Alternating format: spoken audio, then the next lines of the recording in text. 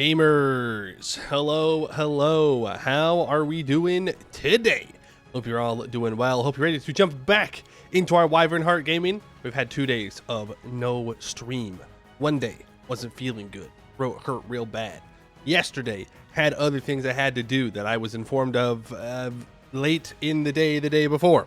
But today we are gaming. We're getting back to Wyvernheart, and we're gonna see how it goes. We gotta fight Goed again.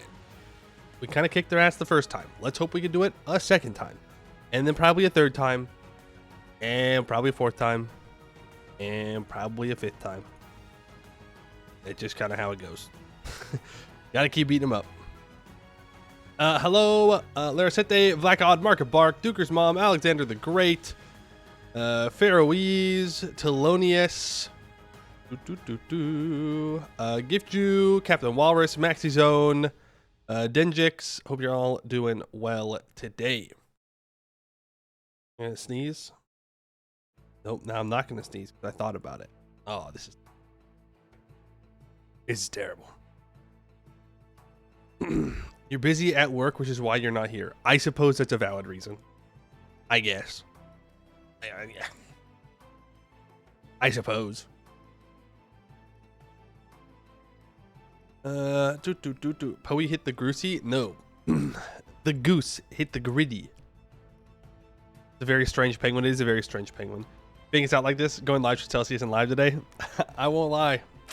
I was watching YouTube before stream started, and there was a cover of Honey Be Lovely that came on, and I was like, ooh, I could be getting ready to do MS2, you know? I could be getting ready for that right now. But I was like, no. I said I was going to stream today, so I'm going to stream today. Here I am. But it was tempting. Very tempting. 2 days with no stream. It wouldn't have happened under Silmuna. I think it's been more than 2 days since the Silmuna were doing anything. You know, I think their dynasty's like dead. Westham doesn't count. We can all agree on that, right? Raiders.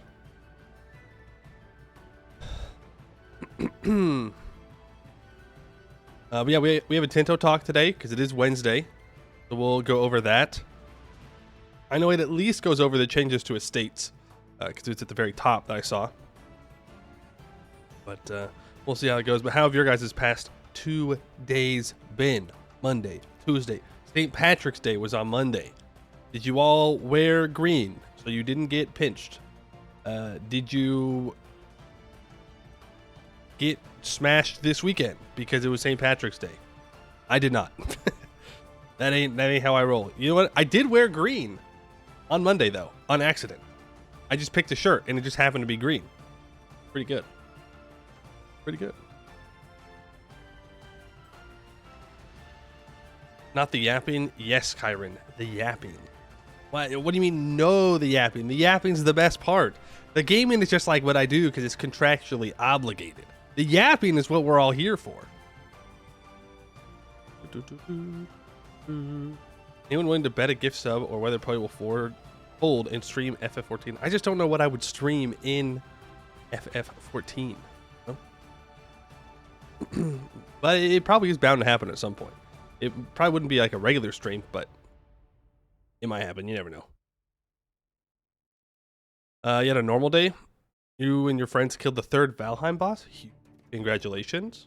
I don't even think I got to the second one. The first one's like the deer, right? The weird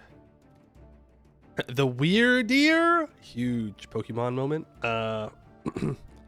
Yeah, like the weird deer. I beat that one, and then I stopped playing Valheim. Because for whatever reason, I got like motion sickness playing Valheim, which is weird because I don't get motion sickness anywhere else.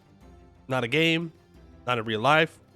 I've been fishing on the ocean, no meds, fine, no problem. Valheim though, made me sick. I don't know what it was. Assassin's Creed Shadows Yap win. When I know anything about Assassin's Creed, worth yapping about. I'm not a big Assassin's Creed head, all right? I played the 3, I think. That's the Revolutionary War one, right? I think it's 3. And I played Black Flag. I also played Odyssey, and I enjoyed Odyssey for what it was. But I wouldn't say that I'm like a Assassin's Creed head. No. But it's in Japan, so that's pretty cool.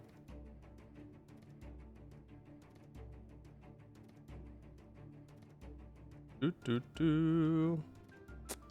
can play as a samurai. That's cool.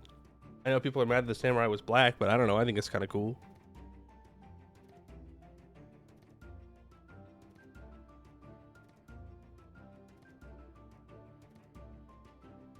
Doesn't seem to be much assassinating going on. Well, I mean, they did kind of move away from that, right? It's just kind of like it's a brand name at this point.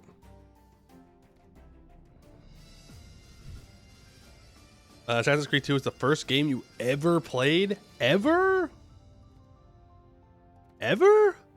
That's crazy. What an odd game to play first. You had no like build-up game? No. What's like a classic build-up game? I mean, Minecraft's a pretty classic build-up game, right? Like a first game. I guess nowadays it'd be like Roblox or something. I don't know. But that wasn't back in the day. Minesweeper? You weren't a Minesweeper head? Hey, Mornzals. First game was one of the Pokemon dungeons on the DS. Ooh. Nice. Hom 2? I don't know what Hom 2 is. How did the Burn Blood operation go? What? What are you yapping about? What are you... What the... Hom to it? No, don't Hom to it. Come on. Oh, here's a Might of Magic. Gotcha. Play some stupid shooting balloons with arrows type of shit. Whoa. It kind of sounds like you're dunking on games where you pop balloons, and that's just unacceptable, all right? Balloons Tower Defense is a classic. Classic that is still good as long as you play the most recent one.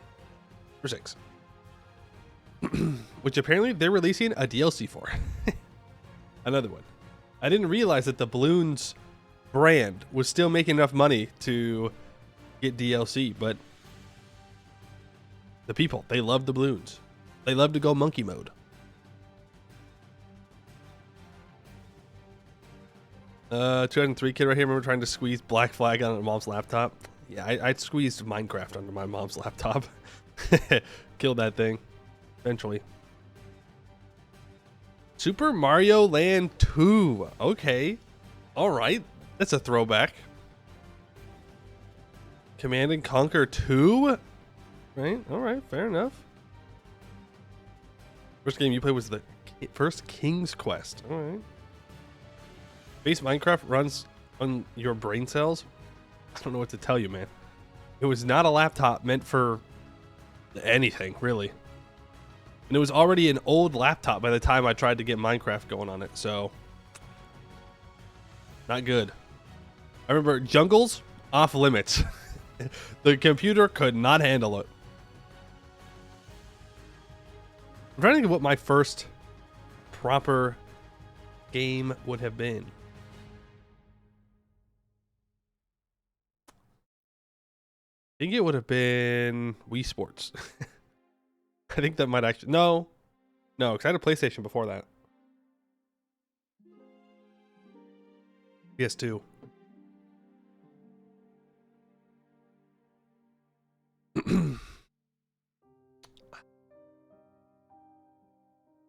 I had like 2K on the PS2.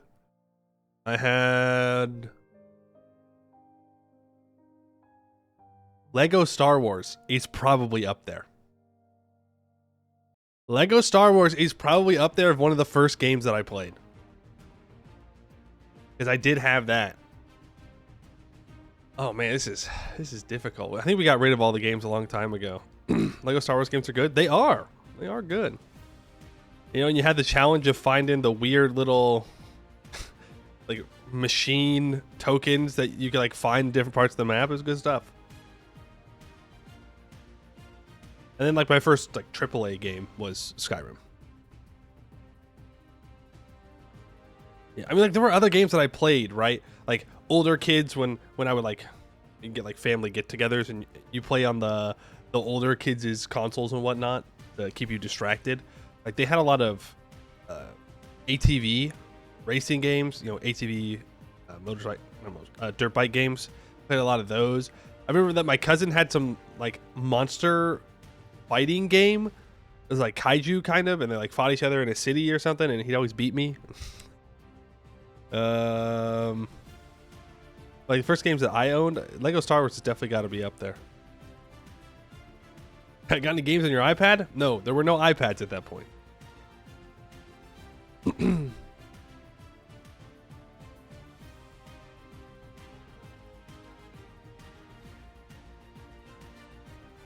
can already feel my throat acting up. God damn it. I might need to go to the doctor. It's not that it hurts, it's that it's hard to swallow. It doesn't stop me breathing. It does make swallowing difficult. Only starts hurting later. It'll be fine.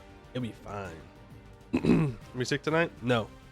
Well, maybe, but we're gonna stream for as long as I can go. Well, regular time at the most. But other than that, you know, regular time I can go. It's like right on my Adam's app. Maybe I got food stuck in my. That would not be good.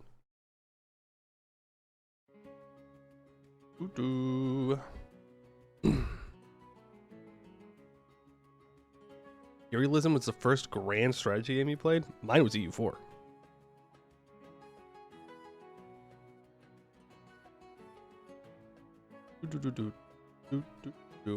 First real time, or not real time, first grand strategy game.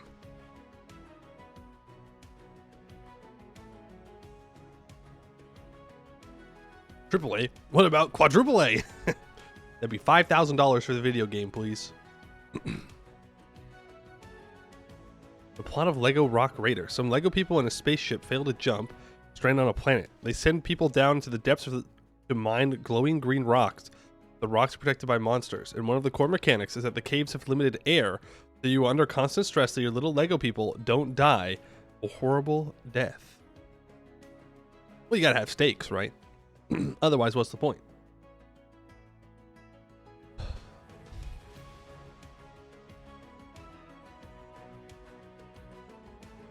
First grand strategy was Age of Wonders 3. Was Age of Wonders 3 like a 4X game? But like it counts. I was on giveaway. You made it whole 5 turns. Well, that's basically a whole game when you think about it. Basically the whole thing. Oh my goodness. Hold on. Let me bring this up here. Let me just open this for the class to see. That's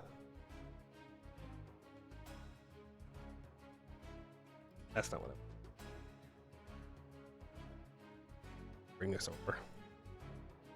That is a crazy first game to play. Look at this. Look at this. Look at this. That is an old game. That is crazy. Still better UI than Civ 7 though.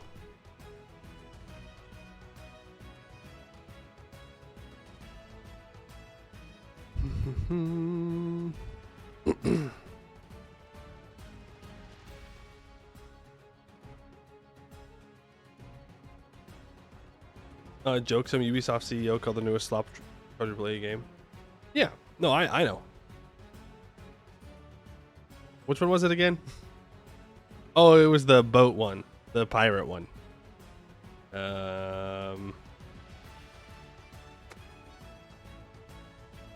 Yeah, see, that's how much I don't care about it.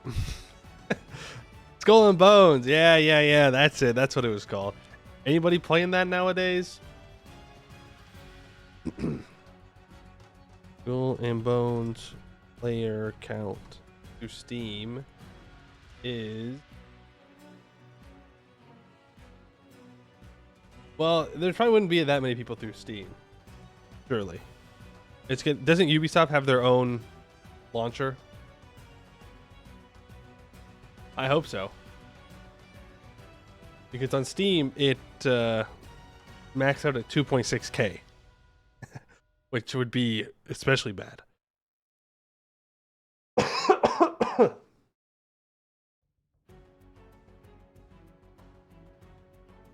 Rough times. Rough times to be a Skull and Bones fan, if there are any of those out there.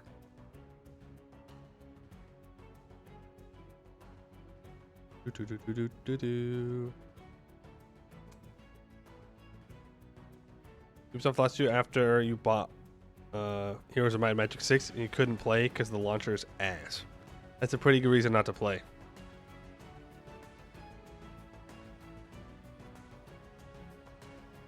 Something I hate that everyone remembers Black Flag is good pirate game and not good Assassin's Creed game.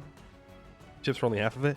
Yeah, but you see, when all the funny people online that make videos say that, that's what people believe. Also, it is a good pirate game. But that's all I really cared about in Assassin's Creed Black Flag, to be fair. Doing ship stuff, upgrading my boat. Pretty good. Leave her, Johnny. That's right. You gotta... when you go into the sailing mode, Leave Her, Johnny Lever, best song. Hands down. There was no better song.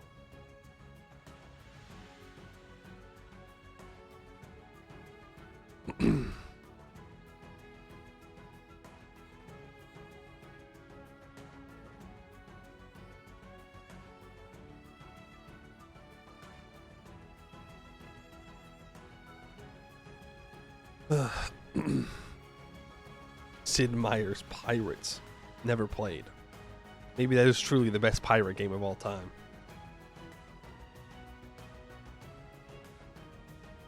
I was watching some videos about Star Wars last night because Andor season 2 comes out next month, which I'm a little worried about. I won't lie.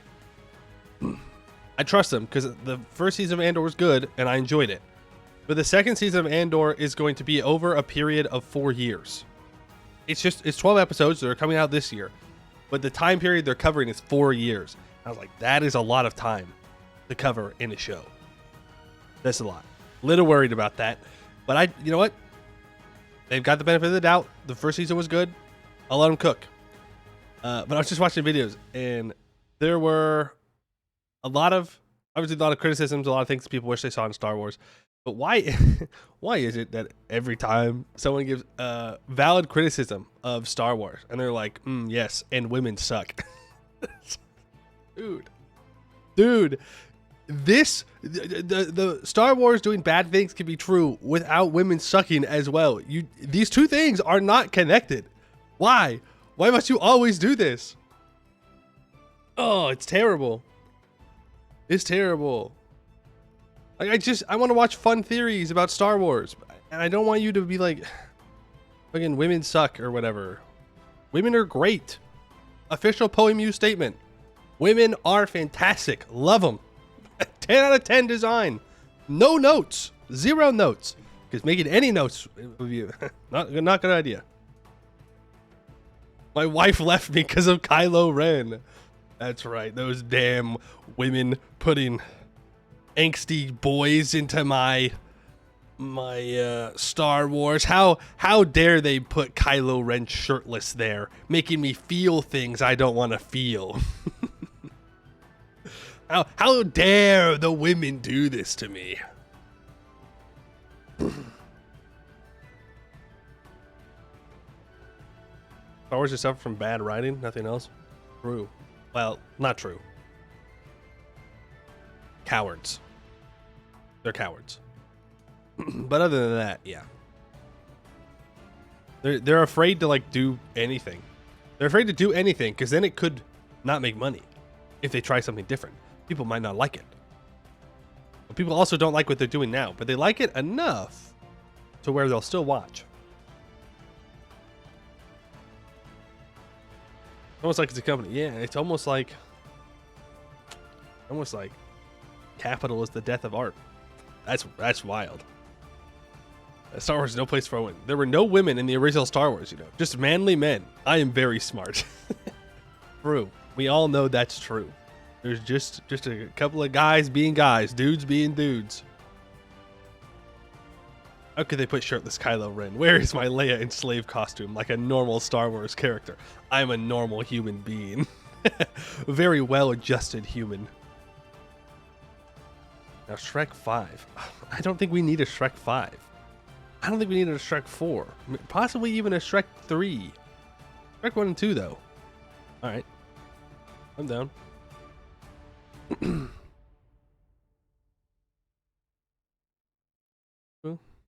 I made a trilogy with no overall plan. Yeah. Not a great plan. What the world needs is a Star Wars Shrek crossover. Okay, hold on. Hold on. Maybe Shrek can save this thing. Maybe Shrek will have a better retelling of Star Wars.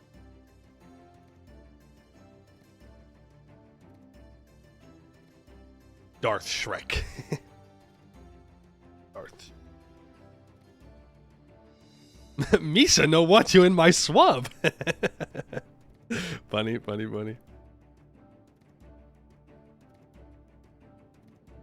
Never heard my mom give negative opinion on a movie ever. That's the reason why this slope continues to make bank. People just don't have critical thinking, wrinkle in their noggins. I think a lot of people don't need to and don't want to.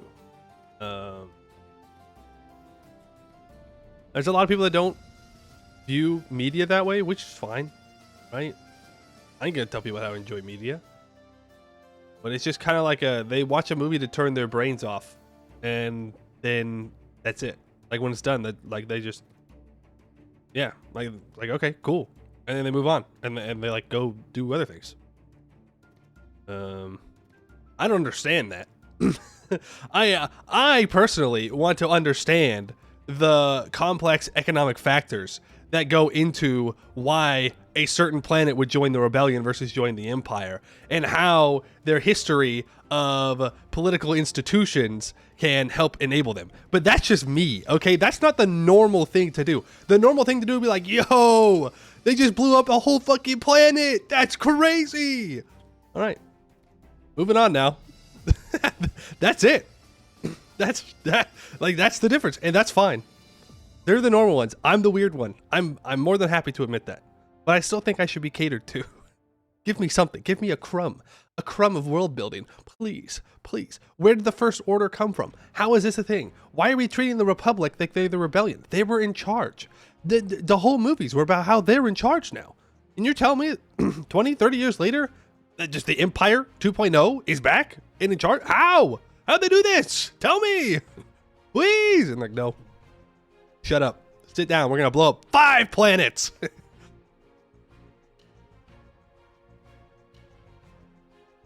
Same with Gladiator 2. Gladiator ends with the Republic returning. Well, I think Gladiator, that would have been the hope, but like I don't think it actually went. I don't think the end of Gladiator actually says that the Republic was going to return. Like that's just what he wanted. But I will agree that Gladiator 2 is just about the fighting. That's all it's about, and that's okay. But damn, kind of sucks for me.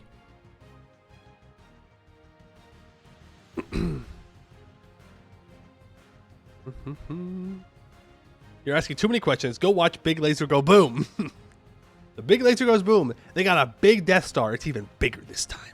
It's a planet-sized Death Star instead of a moon-sized Death. Okay, and it sucks the sun up and uses it as its weapon. Isn't that cool? It's like, well, yeah, I guess that is cool. But how did they build that? That's like a insanely impressive thing to build. You would need an ungodly amount of resources to turn a planet into a weapon. All right, I played gigastructural engineering. I'm an expert in this now. I understand how many alloys it takes to build a planet craft, and it's a lot. Not that much, really, when you get to that point in the game, but it is a big number. It's like 100,000 alloys or something in total. Never built a substellar system craft? I was trying, but I kept running into crashes. Every 2 years, I'd have to reload to the start of the year to get around a crash, so I don't think I'm going to be able to get to it. Sucks. Also, I put the cats in on Wild Ride. That motherfucker didn't do anything. He didn't do any. You know what he did? I was playing Stellaris and I'm playing with a mod pack that's like Gigastructural and ACOT and all kinds of stuff. So it's like a super high power pack, right? So the regular AI, nothing. They're nothing to me. They are but worms beneath my boot. When you get to Planet Craft, like each Planet Craft's at least 26 million fleet power alone. But the Cassis shows up, right? He's really close to me, which is unfortunate. I was hoping he'd be on the other side of the galaxy, get strong, give me a good mid-game fight. Eventually, he goes to war with the person he's next to. He then sends his fleet, his entire fleet, with his mooncraft to fight the dimensional horror. Okay? After he declares war on me. I see him move to the galactic north. I'm like, oh, okay. He's trying to flank me. He's trying to get up to my weaker station. So I'm going to start moving my fleets up there. He takes a left instead of going right. Goes right into the dimensional horror. Now, regular dimensional horror would get obliterated. Right? It's not all that strong. Mooncraft would blow it up. But this is with ACOT. That motherfucker has 32 million fleet power. The Kaiser kills himself. He moves his mooncraft into the dimensional horror, dies. They fall apart. And I was like, what is this? What is this? I wanted a good mid-game fight, and now there's nothing. There's nothing. And then the game started crashing, and I was like, okay, whatever. Very sad. Very sad. He's activated for chat. Better TTV? Oh, it's a specific email. Like, don't we have that? Okay, yeah. Yap. I don't want to give you that emote, because then you'll use it all the time. Does it still hurt? It does, actually. But only when I start talking. So it's kind of your guys' fault when you think.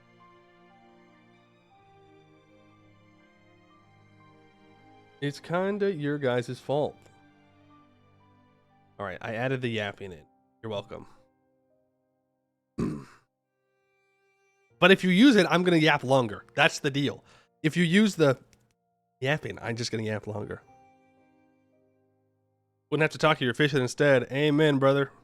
We could be out there in the black shroud catching catfish, but nope, we're here. We are here.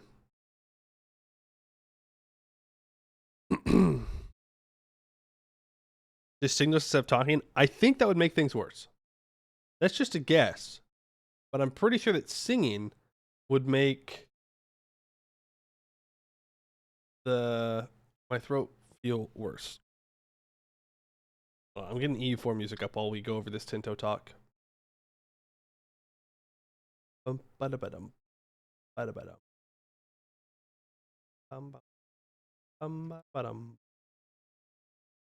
only 22 seconds. Let me turn it down.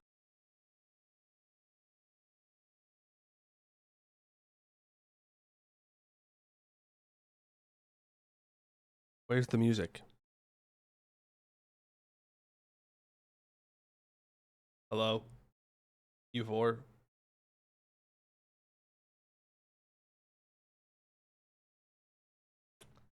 I muted the tab.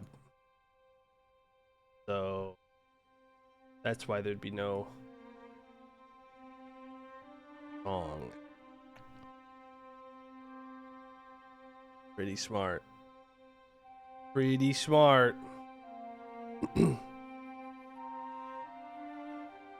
Pretty big brained, if you ask me.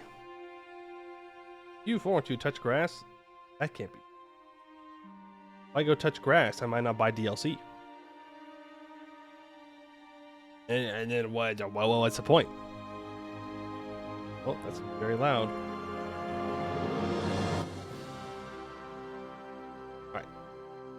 Tinto Talk time. Welcome to another Tinto Talks, the Happy Wednesday, where we give you information about our rather secret game with the codename Project Caesar, so we can get feedback to improve the game before launch. As mentioned last week, spending 4 weeks going through how your feedback together with internal testing have shaped the game in this last year. Today it is time to talk about the changes that are related to the political part of the game. Estate power. The power of the estates is one of the most important aspects of the core game loops of Project Caesar, so much so that we had to rearrange what we show in the top bar of the UI. We added so you can easily see each estate's current power and satisfaction without having to go into a special screen. That's good. Less buttons I gotta click to see important things are better. As part of the gameplay loop is about breaking the power of the estates and strengthening the central state as you shape a modern country, basing the core power of the estates to how many pops they had made a gameplay where urbanizing and developing your country would weaken the central government. Let me read that again. As part of the gameplay loop, it's about breaking the power of the estates and strengthening the central state as you shape a modern country, basing the core power of the estates to how many pops they had made a gameplay where urbanizing and developing your country would weaken the central government. Yeah, that would definitely be not great. If doing the thing you're supposed to do makes you weaker. The main change is that the amount of pops of a certain estate impact their power, but also impact the crown power with the same base value. Before any privileges or laws give more power to the estate, this makes the relative power distribution between the estates feel logical, but the weakening of the crown is due to the privileges granted. This further ties in with advances, increasing crown power and increase of absolutism in the later stages.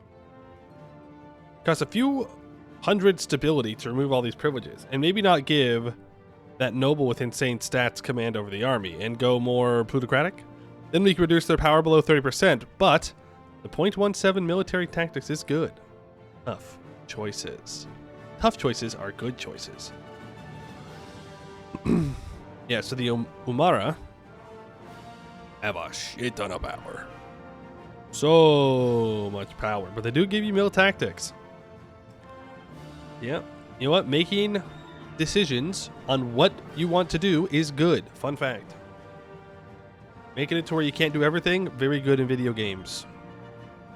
As characters all have an estate they belong to, it's now also added in that giving character commander armies or navies or placing the cabinet increases the power of the estate they belong to. A total of 25% for armies, 25% from navies, and 25% from cabinet positions can be added.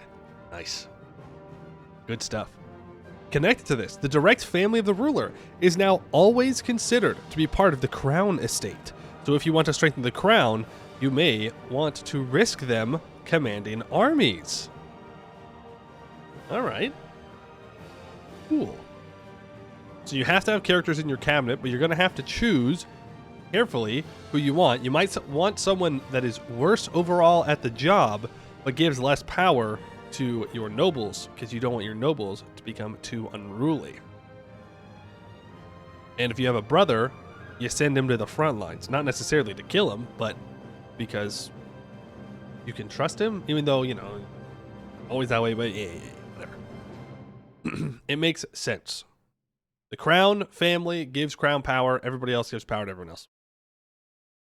Crown power, relative power of 15.54%, based on 7.133 million pops. Right? High legitimacy gives 7.5%, traditional distribution minus 10%, Crown Prince Al Manshuri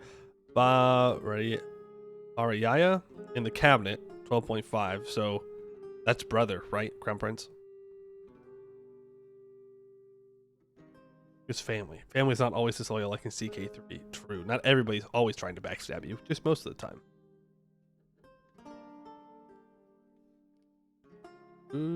What time was the Crown family who betrayed the kings and crowns? Yeah. Heir. Oh yeah, Crown Prince. Crown Prince. Yeah. Heir. Parliament. When it comes to the Parliament, we keep adding new agendas and issues from feedback and internal testing, but some important changes that come from you guys include the following. First of all, we added the Dutch-style Parliament with only nobles and burghers, which you currently have access to if you are the Low Franconian culture. We also made it so that if you are giving out the unique privileges for the nobles in Poland, you will end up in a situation where you need 100% of the support to pass anything in Parliament. We also added a building that was requested by the community, which is available through an advance in the Age of Discovery, the House of Parliament. Ooh, I like that icon. I don't know what it is. Is that saying that that's the age requirement, is discovery? It's got like a map of Africa and South America. Requires, looks like silk, pine cloth, books, paper. To build it, you need lumbers, tool, glass, fine cloth, gold. What does it do? Gives you 20% crown power and a permanent parliament. Oh, nice. Okay. Societal values and government reforms. While we were happy with how societal values were indirectly influenced by laws and privileges, they had the problem that eventually anything with a drift towards one direction would eventually get to the extreme. Now, one could change this by lowering the amount it would drift, but that would make for rather dull gameplay, and eventually you'd get to the extremes anyways. What we did instead was to make a sort of soft cap for how far a value could drift, at 100 times the current drift. So if you manage to stack up to 0.75 monthly towards naval, then you could get all the values, you get the values all the way to 75 naval before it stopped there. If you drop to less than 0.75 towards naval, you'd still be at the 75 naval though, as you'd not progress to the other side until you get at least all the way to 0.01 to land. This has the added benefit of you being able to shape your country how you want over a longer period of time. And even if you want to be a humanist country, you may not get further than 65 on that slider, as you may not be willing to give up other aspects. Okay. I think that's good. You shouldn't just drift to the extremes. I think this is an interesting way to do it that makes sense.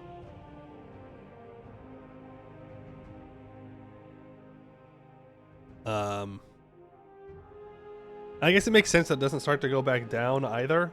Because if it started to go back down, then there'd be no point to have a... Well... I guess it could make sense. Nah, I think it's fine. I think it's fine. Capital economy versus traditionalist economy. Really towards 70 towards traditional, 14% build cost increase, 14% more raw material output, 17.5% more pop capacity, 14% raw food production.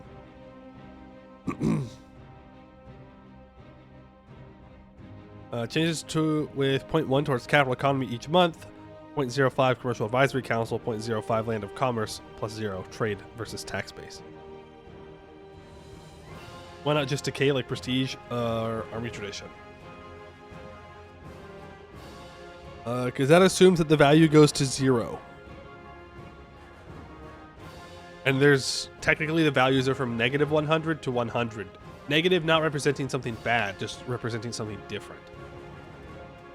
On the left side of the scale versus the right side of the scale. But if it's only based off of... If the maximum was based off of your monthly increase, I guess you could do that. Right, if it drops to 0.74, then your only maximum could be 0.74.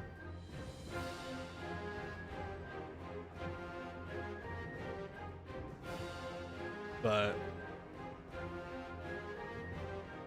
does it make any sense that like the moment that you go to 0.74 that you lose the 0.75 bonus? Like then you just immediately switch back?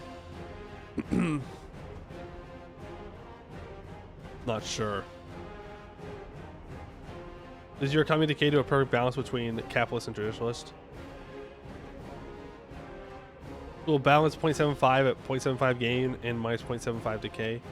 No, there's no decay. That's just the maximum that you can get from your ticking.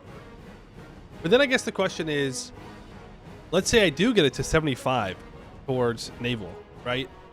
And then I get an event that gives me 25, and it gets me all the way to 100% naval, 100 naval. It would then stay at 100 naval, right? Though I guess it's not really based off of events. It's based off of your laws. Your societal values, sorry. Your societal values. And how they're affected. But like, it would just stay there. Which that one feels a little weird. But maybe it does decay. The more I think about this, the iffier I get about it.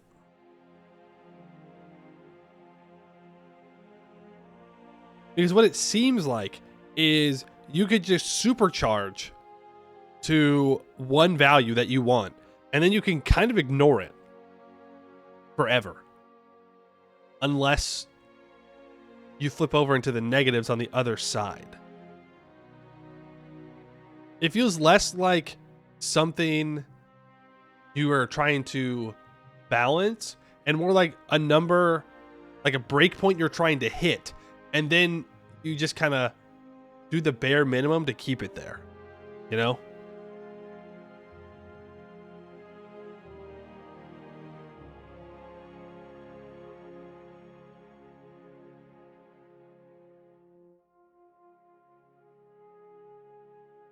We got to 75 through 5 laws. Just start to decay if I change one of those laws. Yeah. Yeah, I think you're right. But that would mean that the soft cap would need to be tied to your monthly increase. And then the question is, well, okay, but then why have the max? Just because, I mean, you gotta have a max somewhere, I suppose.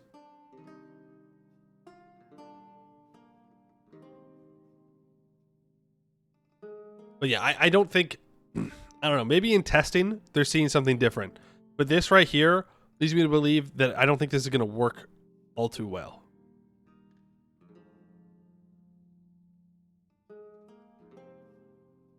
Like, I feel like the number, in this case is land versus naval, should be constantly moving.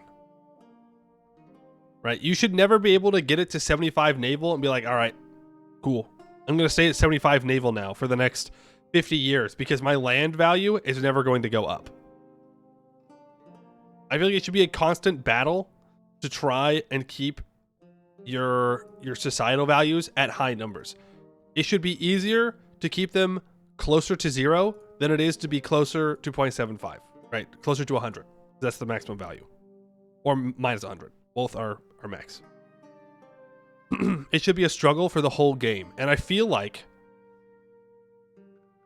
as I said, it'd be too easy to just try and really focus in on getting it super high early on and then just forgetting about it for the rest of the game. How'd you do that? I mean, you'd have to tie the soft cap to whatever this increase is. So if you have 0.75 naval, then it stays at 75 naval, right? But if you change something and this goes to, 0.7 increase, then it should slowly start to naturally decay down to 70. Because in this, if your monthly increase goes to 0.7, this 75 stays here. It doesn't change. Which means that the change from 0.75 to 0.7 means nothing.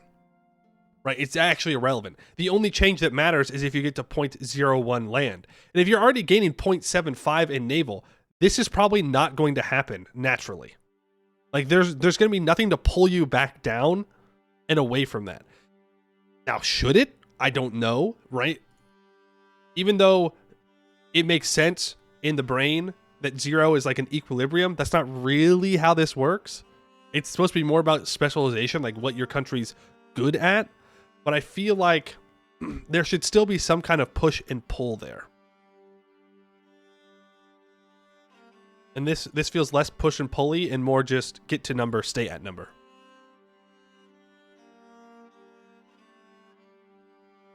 That's the point. You get to design your nation over time with investment and law.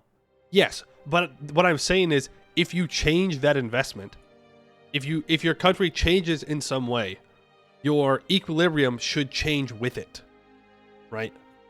Like if in 1350, I'm like, all right, I'm gonna go all in on land as much as I can. I'm gonna get land to 50. Boom, land value 50. Get all those military bonuses. And then in 1360, I go, all right, I'm going to invest into my navy now. I'm going to do all the naval bonus stuff. But you still get 0.01 to your land monthly.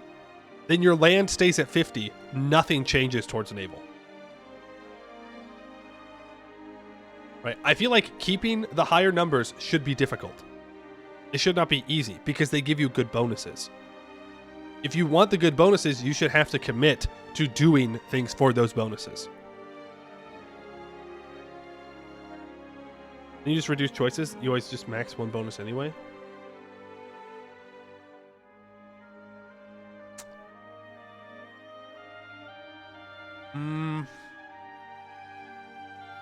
Maybe. Maybe. But like, you're going to be forced into making choices at some point, right? I still think it should change. But I agree that you design your nation over time with investment in law. The thing is, if it doesn't switch until you start going into an equilibrium in the other direction, I don't think it is actively doing that. Unless I'm like overestimating how easy it is to get to 0.75 or to like switch over to the land value. I'm not sure.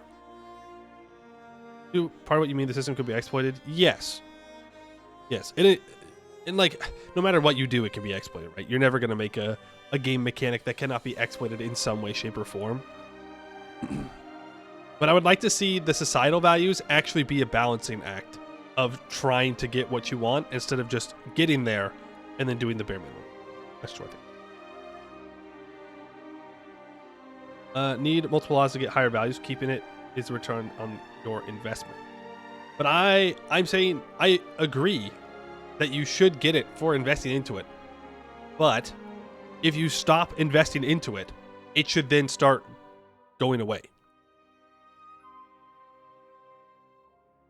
Right? Like if I invested $50 trillion into the United States Navy right now, and then I don't put another dime in for the next 30 years, right? Just because I put in the $30 billion now, or $30 trillion, whatever it is, whatever I said, doesn't mean in 30 years that it's going to be still good, top of the line, ready to rock and roll. Right? You have to keep having that investment. Then you will select one and keep it max. But why would you not just do that anyways? Like that's what I'm confused about. If it's not going to change, if there's no threat of it changing, then you would just choose one anyways. Or worse off, you would try and get both. You know, you try to get your cake and eat it too. You would get all your naval bonuses, and then you try to get as many land bonuses as possible to like sneak it in there while getting as much naval as you want.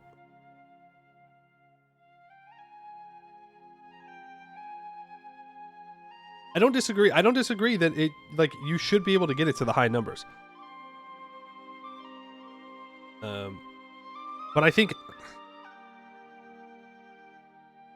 either way, people are going to want to try and just keep it maxed out as much as possible, right? By just choosing one thing with it. I'm saying that should be difficult.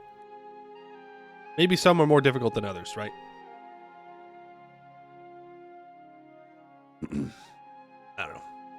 I don't know. Hope Naval's done better in EU Force and has so much importance. Yes, I still, maybe I just don't remember. I don't know how much they've gone into how naval warfare works. I think they did between shippies, right? But the importance of like having a navy when it comes to trade and control is very important.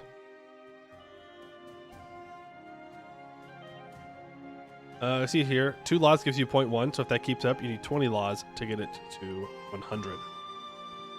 Yeah, if they give you the same amount. Game has dice rolls, you're gonna lose it. I hate to tell you this. Every game has dice rolls. Every single one. We just see it in this game. Every game has dice rolls. That's just how the maths. Play Calvinist. True. Always a 7 or whatever. 4. Whatever they said it was. Alright, while working on adding content this year, we added government reforms to every age, and while doing so, we decided to tie some of them to societal values. So now, about half of the government reforms that are available to every country require that a specific societal value, at least 50, be selected. If you drop below that, you lose the reform. Some examples include the religious tolerance requires a country to be humanist, while bank ledgers requires a country to have a capital economy. See, again, if you can just get up over 50 and then do the bare minimum to keep it there, like then there's no threat of your country sliding and losing a reform, which I think would be interesting.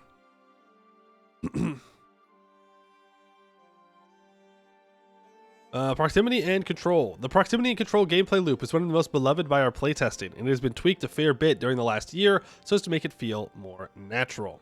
Proximity now traces along rivers, where it's even easier to propagate proximity and market access downstream. Ooh. I don't know where this is. Eastern Europe, it looks like. Could be somewhere else. I don't know. I don't know. But it's good that proximity travels along rivers. The buildings that act as proximity sources besides the capital, like the bailiff, have been made a bit more powerful, but also far more costly. We also have changed how roads are built, slowing them down by 50%. No! And rugged terrain like mountains makes road building far slower. I guess the rest of the team did not like my Nidaros Oslo highway. No! Road nerves. Have I tested EU5? Dog. Number 1, no, I haven't.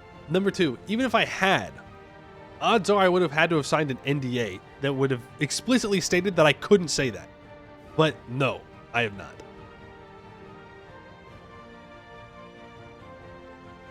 I wish. I wish though. Like I'm here. I'm here. I will not stream. All right, I'll disappear.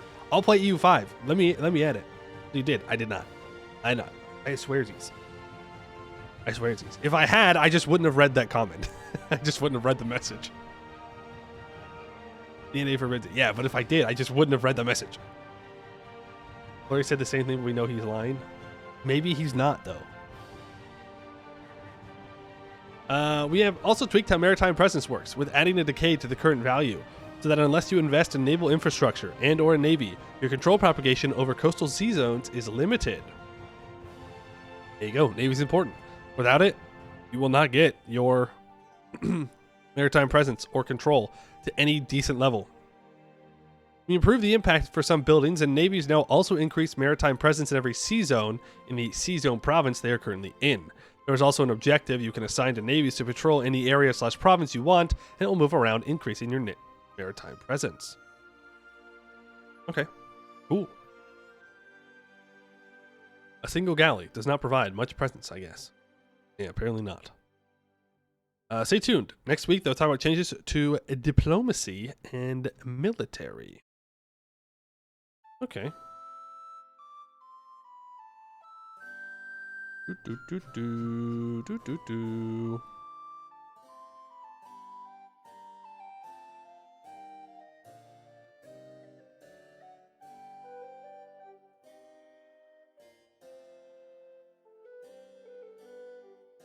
Decay something that most game devs dislike implementing because the majority of players generally dislike it when their progress is lost without any input of their own.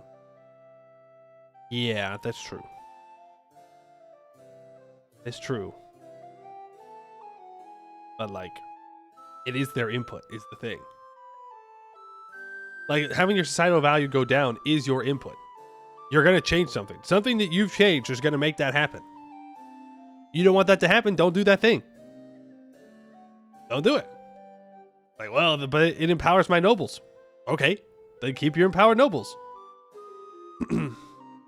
I long for the day. I long for the day where games truly do just make you choose something. Pick your path. You can come back to it, right? You can try and get it back up higher, but like, choose something. Otherwise, every game plays the same. You know, you'll always go to one value. You'll always, you just max out as fast as possible, and then you just leave it. And then the mechanic means nothing. Right. Dev responses. Here's another thing. I guess at Tinto Talk about revisiting the P system. If not next week, will be at a later date. After all, it was one of, if not the most requested system when it comes to players wanting to be changed. It's not getting any changes. Still no quantum computers on the market. Damn. Damn. I was really hoping for one of those for Christmas this year. What do I want to strengthen certain estates' power to 100% and weaken all the rest of the estates? Pretty much to play as if that estate is ruling the nation. Yeah, you just max the privileges. This is a strategy you can employ in CK3 when you have too many male offspring. You have Gavelkind, and there's a plague nearby. Enrique de Trastamara, you're in charge of the Vanguard. Yes, it's you and 6 peasants with pitchforks. Yes, against 65,000 enemies? Just do it. You'll win. You'll win, bro. Trust me, trust me, trust me. It'll be fine. Question about maritime presence. Will pirates exist in zones with minimal presence? If yes, will they count as independent/tagless or rebels? Require pirate covens. They don't exist everywhere. Okay, so that's just the pirates from compared to Rome. There is a river map mode, yes. We'll have an outdated fleet also impact control, yes. If you drop below 50 of the specified societal value, do you lose the reforms immediately, or do you have some time, for example, a year, to change things around? Yes, immediately. It's a dramatic change, though. You have to go from at least 0.5 to 0.01. Yeah, maybe I'm just misunderstanding, but this to me just seems weird. This seems weird. I can't wait for EU5. It means they stop messing with EU4, so we can just enjoy that. Doubt EU5 will ever be as good as EU4. If it does, it will take at least 10 years and a ton of DLCs. You just want them to leave EU4 alone. You have to be a believer, right? You have to be a believer. Sure. Every other time, every other game, it wasn't as good. But maybe this time we'll be there. Surely, it's looking good so far. I'll talk a little bit about why I think EU5 has a chance of being good on release compared to EU at the end of this. How you build roads in game? Do you need an army like an Imperator to move around, or you just click like railways in Hoi 4? More like railways. Okay, I'm assuming you just click buttons and it builds. Why not just have societal value decay to 0? That made a rather bad system. I agree. It should not just decay to 0. It shouldn't just. There should be no number it just decays to, unless that's the societal value increase that you have. But then I guess why have a soft cap and why not make it a hard cap if that is where you go to? That's where I get a little lost in my own idea. Like, what boosts it above the equilibrium? What gets you from 75 naval to 100 naval if your progress is 0.75 a month? Right? Or do you just never get to 100? You only get to 0.75 because that's where your equilibrium can get to.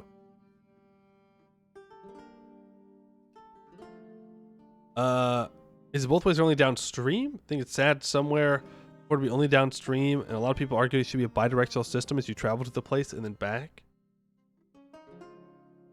What? Oh, are they talking about control and whatnot? It goes both ways, but downstream is better. Yeah. Very cool. One thing I hope for is that you stick to your guns with control and proximity being hard to manage. Won't change. How does the estate power work when we have buildings that give local estate power? Does not seem like these buildings are working. They give estate power. I mean, I don't know. How does the estate power work when we have buildings that give local estate power? But they do. I'm confused about this one. I don't know how you could say it does not seem these buildings are working when we haven't seen them. If you get a society value low enough that you lose the specific reform, what exactly happens? You lose stability, get another reform, you just don't get that reform. It's gone, you pick another value.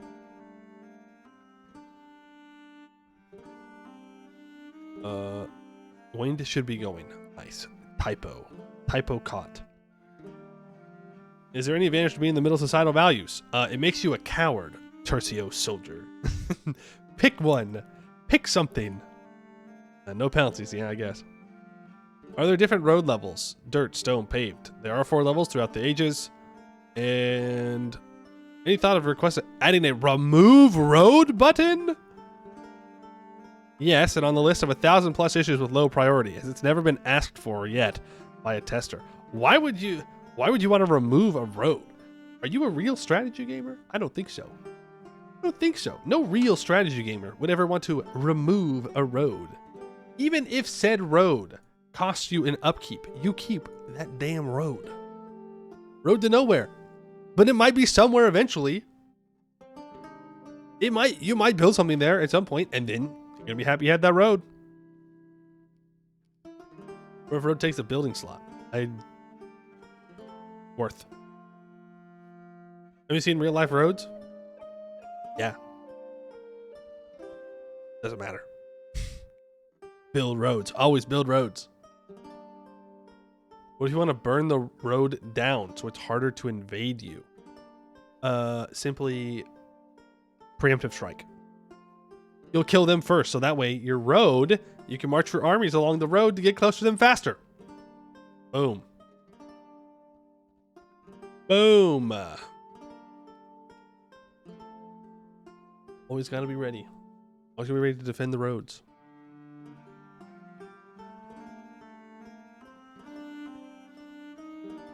Europeans still haven't removed Roman roads from 2,000 years ago.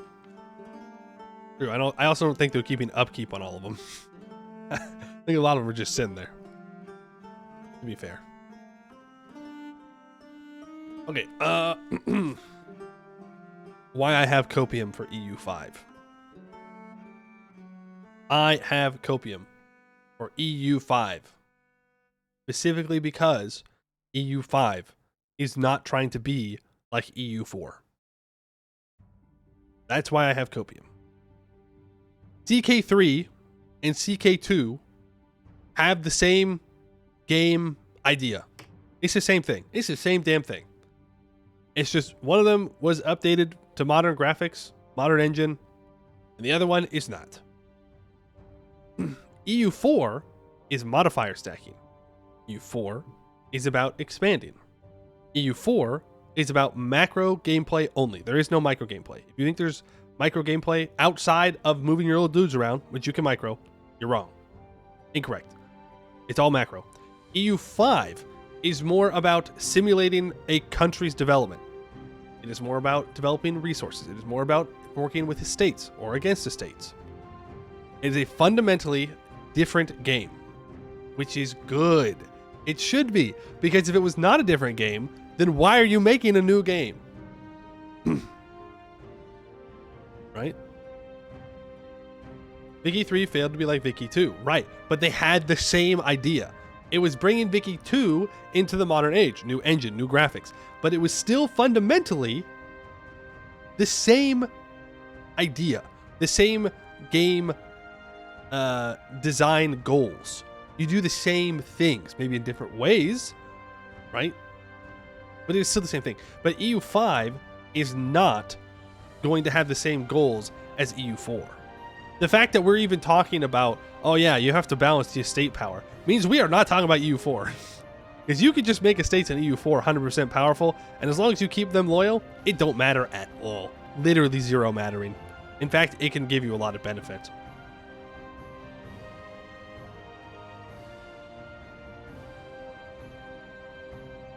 But that's why I think EU5 has a better chance of success upon release than a lot of these other games. Same thing goes with like Civ 7, right? Civ 7 has some ideas. Some of them are good, some of them not so great.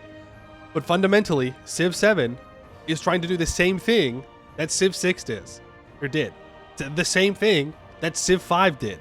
And while there are changes, and there are updates, and some things are removed, Civ games are still Civ games. I hate to tell you this, Civ 5 enjoyers, but your game is not that different from Civ 7. It had more time to cook. It's got all of its DLCs now, but it is fundamentally the same game. EU5 is not fundamentally the same game as EU4, from what we've seen so far. They could be lying. It could all be overhyped. It could all be a lie, and it is just EU4 again, right? But it is trying to accomplish different goals. It is a different game with different mechanics that want you to do different things. Do you still colonize? Yes. Do you still interact with trade? Yes. But how that works is a different thing. And that's why I think EU5 has a chance to actually be good, not just in, 10 years when it's got all of its DLCs, but on release. Now they still have to land.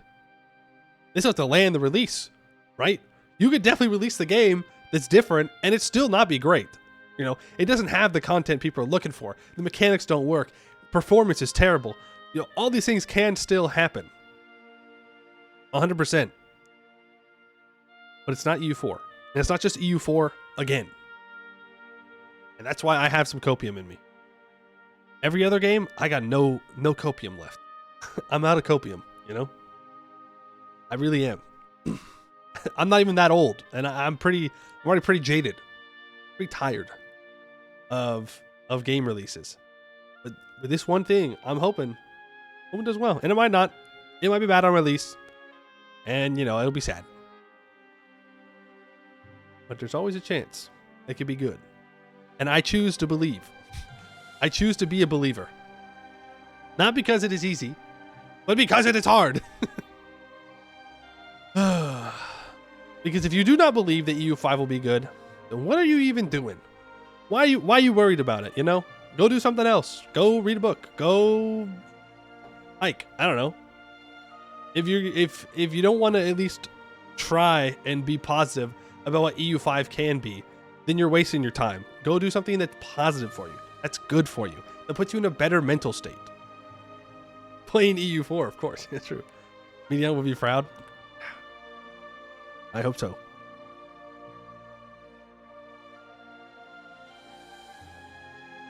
Doubters need to win every time. Believers need to only win once. That's right. That's right. But if you're a doubter, just don't play, you know? We're on this earth for a short time. You don't have to worry about it.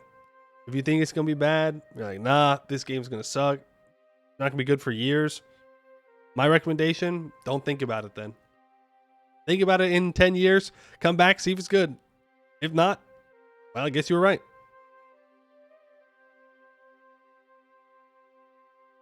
Real jokes that people said EU4 would never be as good as EU3 with all of its DLCs.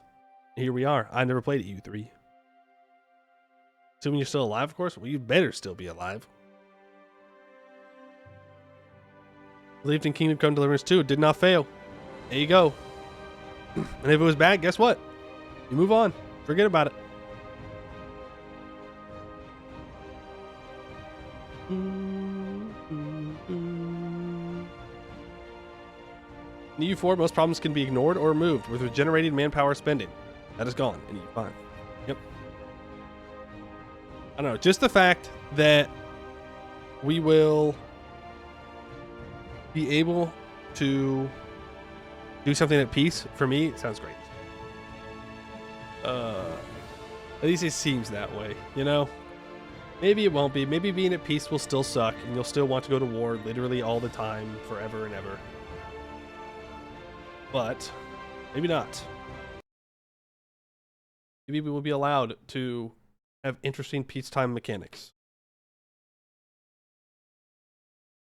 Ooh.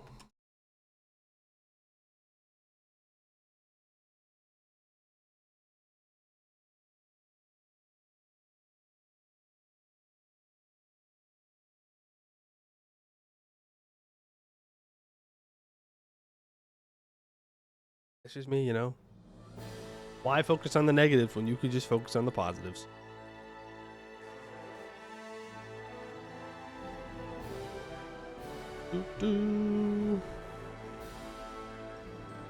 EU5 DLC number 46 is gonna be huge. I mean, we know there'll be lots of DLCs, right? Hey, the bar is low though. It is on the ground. As long as the first EU5 DLC is better than the first Civ 7 DLC, that's a W. Again, bar on the ground. On the ground. I don't want to see an EU5 DLC a month after release. Don't do that shit. Don't do it. Don't do it. Your ass has got to wait at least 3 to 6 months for a DLC.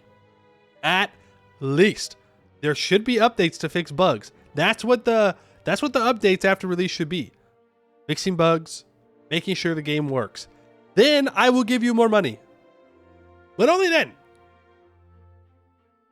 That's not how this works. Oh, dude, I know. They're gonna have, you know, the super special edition that's like $150, and they're gonna give you a world map with it, and there's probably gonna be like a little keychain or something, and they'll be like, oh, or you can buy the $200 version, and you'll get access to the game 3 days early, and you'll also get the first DLC, which will be one mission tree that comes out. It's like, oh, don't do it.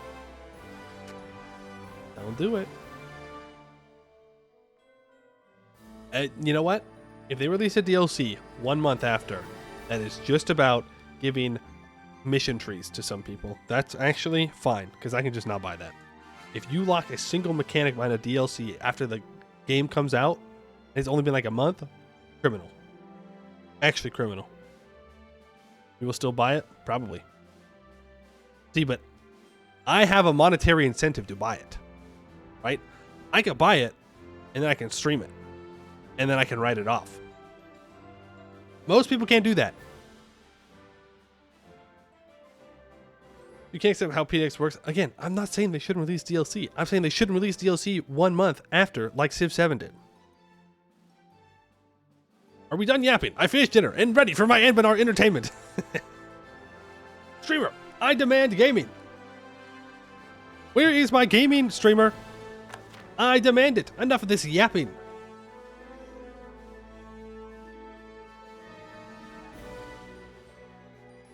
Things will be locked for the first month. Yo, when's my penguin tag in EU5? You've heard of the Sunset Invasion. Have you heard of the Penguin Invasion? Better not look to the west. You better be looking south.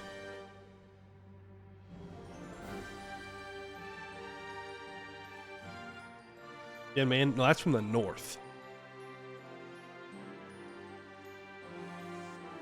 Reality of early DLCs is pre-planned before the game is out. People are working on it based on being DLC and the corresponding book. Yeah, I know. We can dream. We can dream. It is game time. Yap skippers. You know, it's time for them to start watching. It's time for us to get back to Wyvernheart. We own Escann, pretty much. Pretty much all of it. There's still a couple of provinces that we don't control. Bladebreaker, Clouded Eye, Marhold, Heartgrinder. They're still around. Corvuria still owns a couple of states as well. Which we need to go and take from them. We have flipped over to Coronite. We are Defender of the Faith. Vern is currently Defender of the Regent Court Faith. So we're going to have to fight Vern when we fight Goed, which is a little worrying.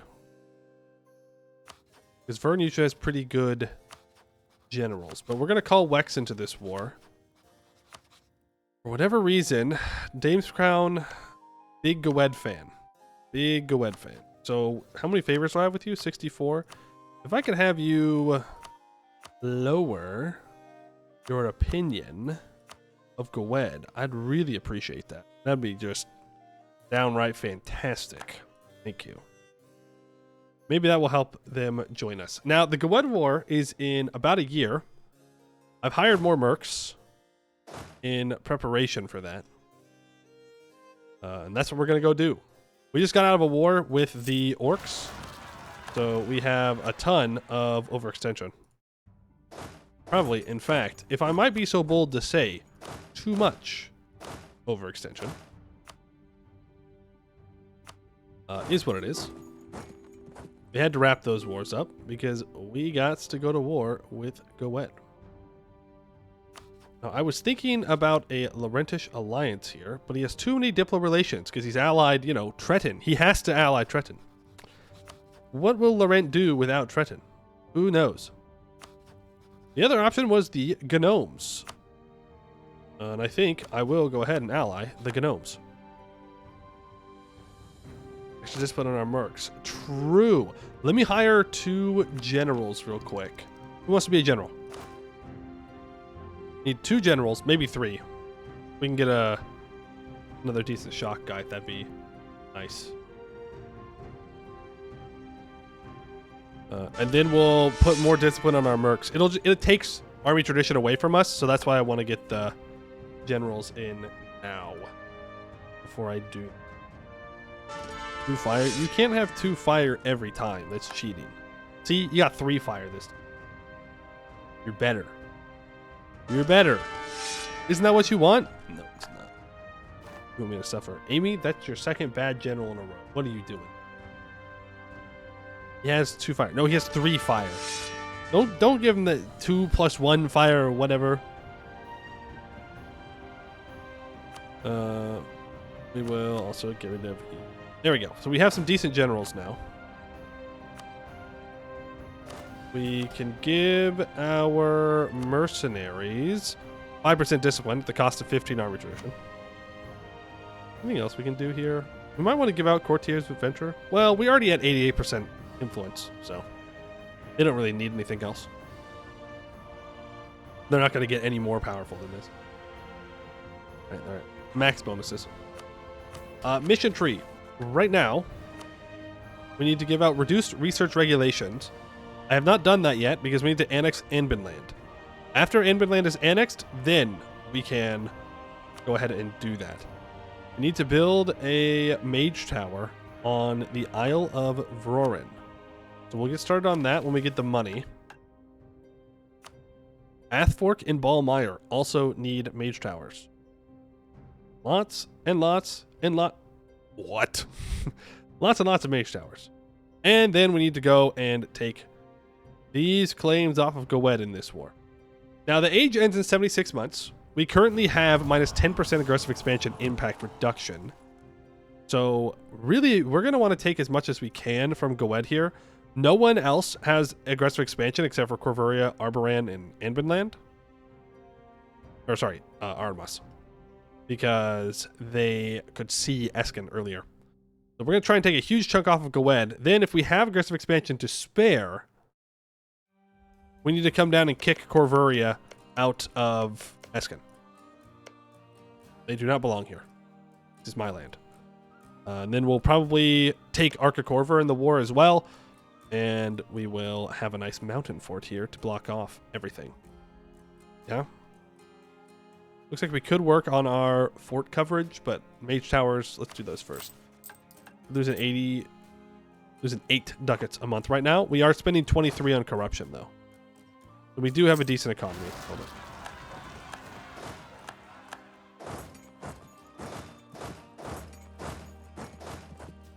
Let's get you both up here. Need forts for Blood Rain? Yes.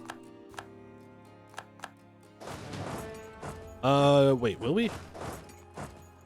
Yeah. We get the Blood Rain anyways. We just don't get the super negative events for... because we're Coronite.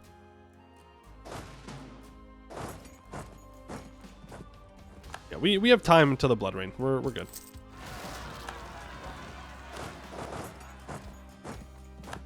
Means we don't even have to declare war on Goed immediately here. We can wait until our country's a bit more stable. Then we can go for it, and that would probably be a halfway decent idea. Diplotech, yes.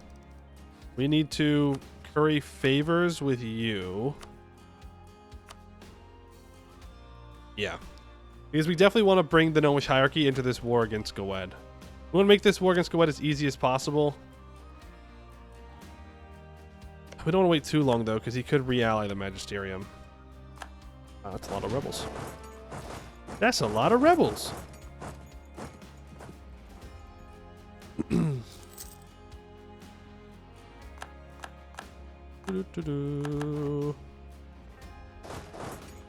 Them.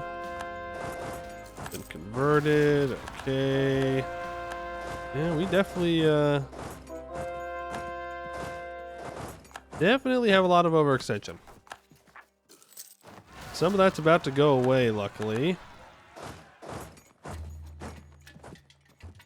And we'll be good. All that money to corruption. That's okay. We'll get money off of Goed. Taking a loan or two isn't the end of the world. Yep, we'll take Abentech. Bad reputation. Damn. I know we're overextended, but... damn. Gonna take away my stability. Don't appreciate that. Right, this Merc company had no manpower. Now it super doesn't have manpower. Well, how's religion map mode looking? Not great. Need lots of conversions.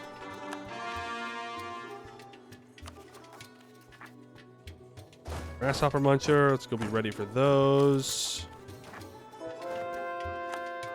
They're rebels, be ready for those. Westham has been elected emperor. I can't remember if he was already emperor. We should probably just keep our mages loyal. It will make annexing Anbennar faster. because it gives us all power cost reduction. So we will keep them there. We won't seize at the moment. We are going to need to switch over to preferably a disciplined guy. Oh, we just lost a Diplo rep. That is very sad. When is this annexation supposed to complete? 1531.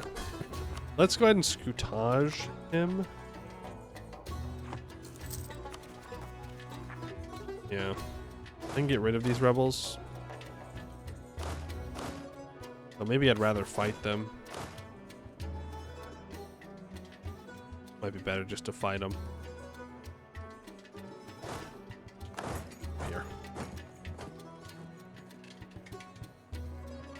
Alright, well. Adventurours is up in a couple of months. Back up to 70,000 troops. Ooh, Duran Marhold will not currently join. Okay, but I'm not gonna have the favors with the gnomes, so we're gonna wait for the gnomes.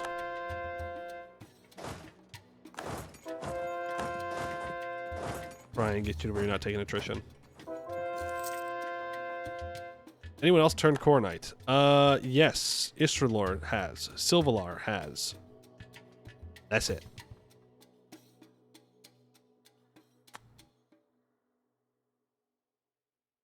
Someone punch the orcs out of the orcs?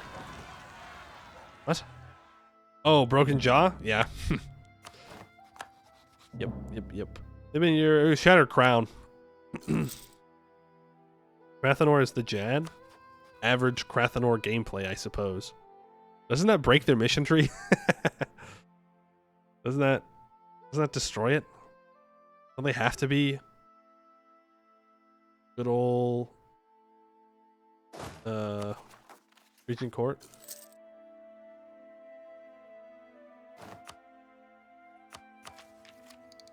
Miltech? I mean, we'll definitely take that Miltech before we go to war. For sure.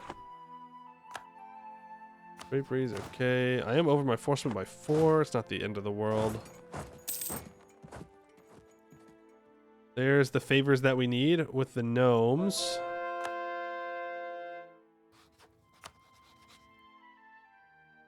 What? Attitude towards enemies. Y'all suck. Y'all are the worst. Y'all are ugly. Stupid.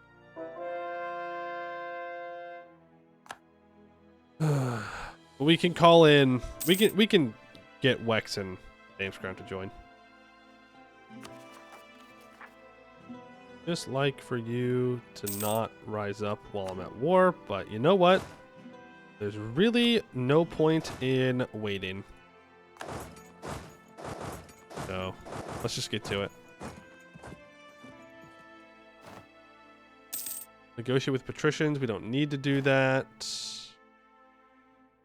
About to max out on mill points, so let's just go ahead and take it. Gonna give us more combat with. Let's go to Dame's Crown and say, hey, I'd like you to prepare for war. And Wex, I would like you to also prepare for war. And Sagamber, I would like you. Will you not join? No, distant war. But it's going to call Vern in. They might join. I'm not sure. Okay, let's declare war for Guard Fort. Wait, pause. Just want to make sure. And never trust the AI. Never trust the AI. Never know what they might try and grab. I'd be like, ah, yes, I really want the Drowned Isles. I really need them. Like, Wex, you don't need them. You go back. You with Marhold. You go here with...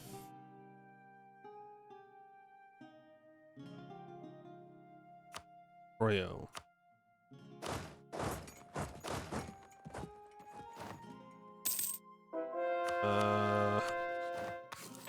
Discipline guy, please. Would be nice. Thank you. That a goblet level 3. Damn. Hey, this goblin a hell of a lot of money. I think he's stealing from us. Does he even know how to fight? I don't know why Gwed's landing there like an idiot. And there goes our level 3 court mage. That is actually a little sad. Because that is more all power cost that we've now lost. Not great. Definitely want to scorch this as we walk away. Marhold should now retreat back to his capital. Or we stack wipe him. We can break his alliance with Gwed. Or we could not break his alliance with Gwed is the thing. Oh, I could have brought my mercs over to fight them.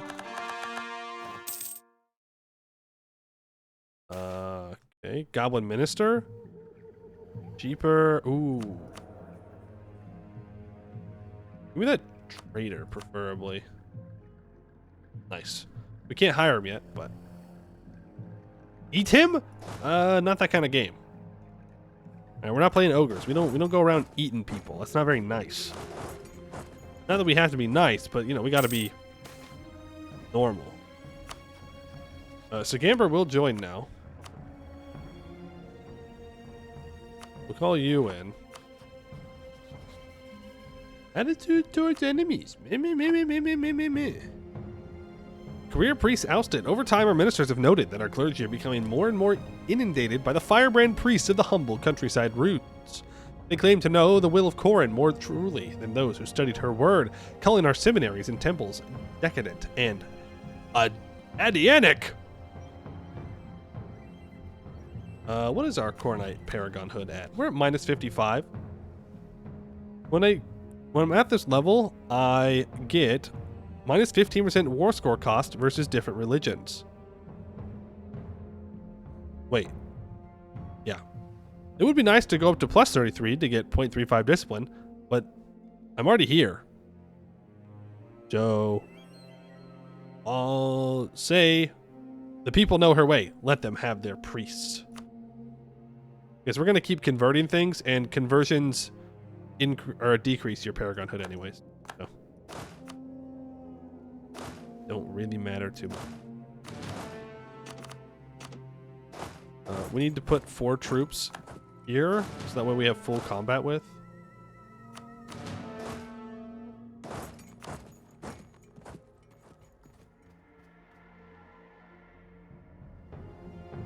Let's get Vlakod in charge here for this fight. Okay. Alright. It'll fall in 2 ticks, not a big deal. Go ahead and get troops hired. Marhold. Do I break his alliance with Gwed? Yes, I do. Just so I can come over and kill him. Ooh, right. I scutaged Anbennar, which means now all of this is exposed. That's unfortunate.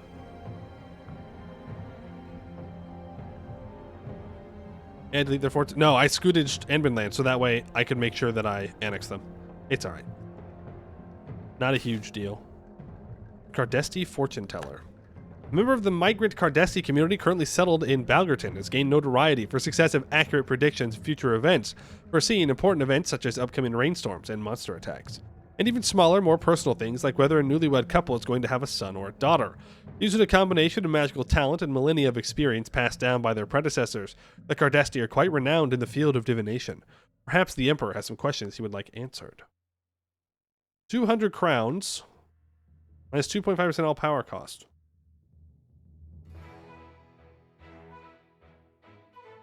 Till Cardesti migrate away. Sure.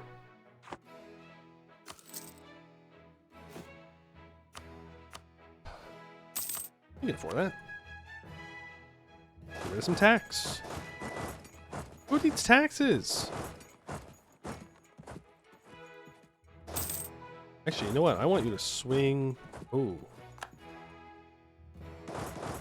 Wow, he's blasting through this fort.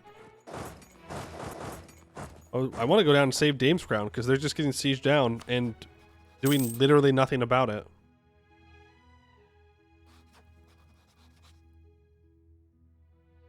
$15,000 there. AI moment.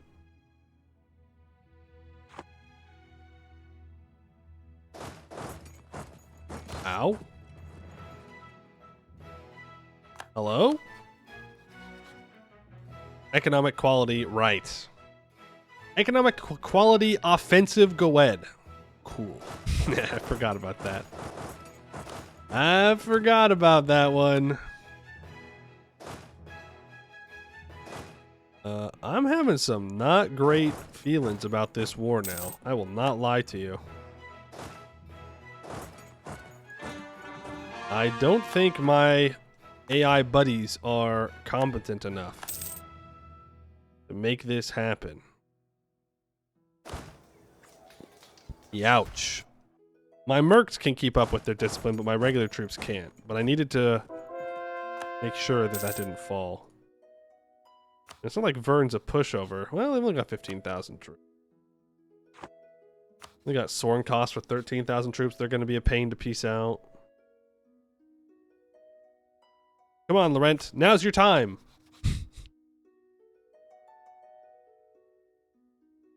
Laurent, what the fuck? What are you doing? 16,000 troops? Dog, I know you've got enough development for more than 6. You're the number 3 great power. Sure, it's because of your institutions, but like, come on, man. Man died.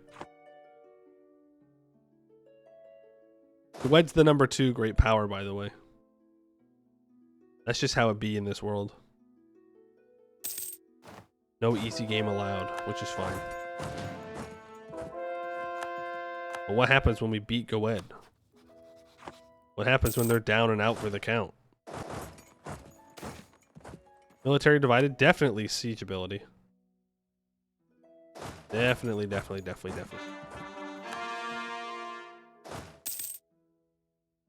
You need to make your way back up here. Goed has 8 heavies. Damn. Avert thy mortal eyes. A vision has come upon our land. Blazing eyes falling down from the skies as deadly stars, melting the enemy's flesh down to the bone. Our generals and advisors have been encouraged to make sure this vision becomes true, and the finest artillery experts of our nation have been urged to focus on making sure that our troops, looking at our troops is as dangerous as looking directly at the sun. They shall not look at us. Minus 10% mil tech cost. 1537. 1537.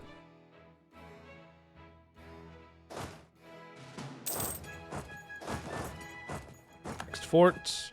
I want to grab all of these northern forts before we go for Goetten proper. Just feel like it's a smart idea to secure this area. That's annoying, but not the end of the world.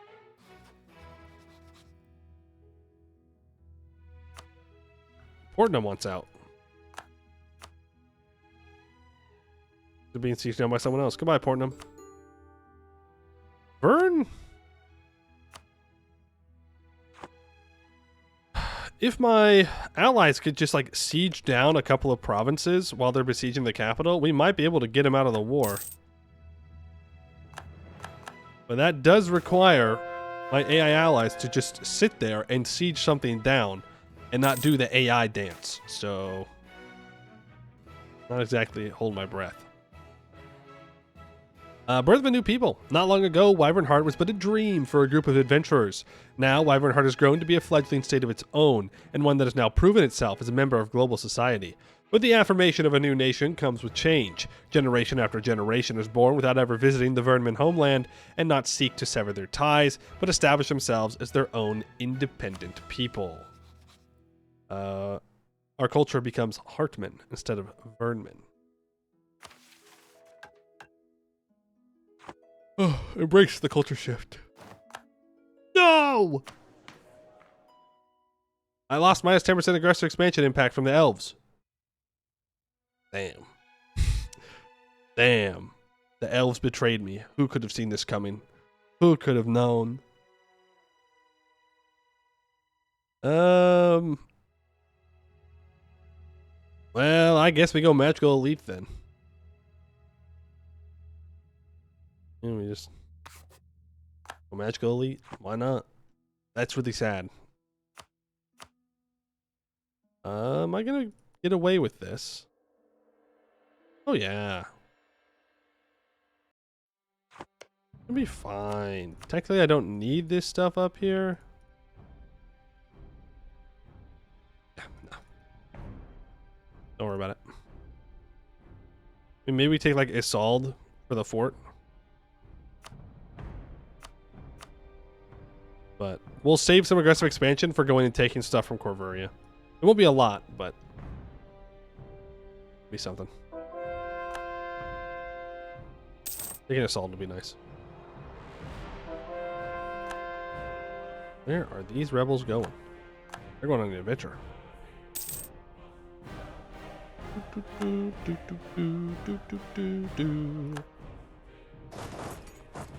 Siege.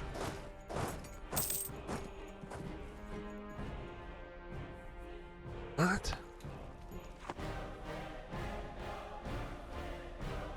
What the f...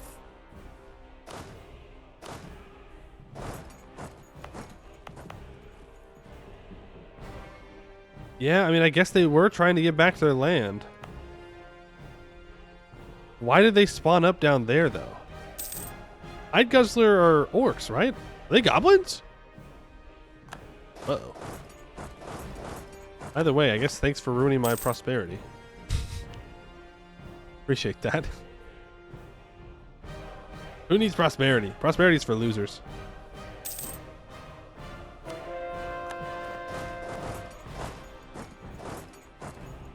Prosperity is for people who are not cool.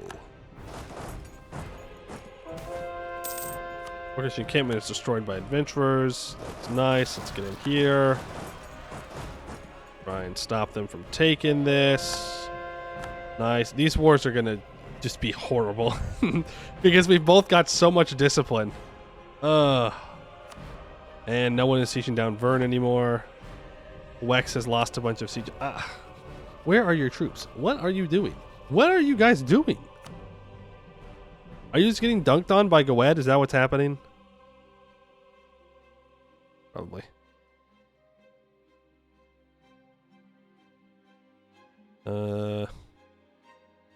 Yeah, that's what it looks like. Goed also just has a lot of allies. Alright. Now we just keep moving forward. Nothing else we can do. Back up to Bavik. We gotta go deal with those rebels. You're low on manpower, so that might be your last hurrah. I don't know. I guess we gotta find the money to get new rebels. Or, new mercs. We don't need new rebels. Unnecessary. Thank you, Busalar, for the money. Appreciate that. Even though we're like natural enemies. We hate each other. A lot. But it's good to know that we can see past our differences to agree that Goed and Vern suck. It's just the Vern part. They don't really care about Goed. Plus, they're rivaled. Yep. Slaughter of Rohibon. The scene in Rohibon is one of the nightmares not seen since the Green Tide. Entire villages and towns have been razed to the ground, the invading army showing clear disregard for the lives of civilians or even reveling in their slaughter. With a viciousness unseen since Nichmer or Korgus, they've cut down the civilians to the bone, sparing no man, woman, or child. Their army marches on, leaving only death in its wake. Hey, Dame's Crown? Can you not? Lose 9 development here. And for 20 years, it's essentially useless. Fuck you, Dame's Crown. What kind of ally are you? You're looting my land. That's not nice. You're supposed to be helpful, not harmful. Few round defeat. Dame's Crown pieces out. Be real, guys. I don't know if we're gonna win this. They got a lot of dudes. A lot of dudes that I can't piece out. Who's here?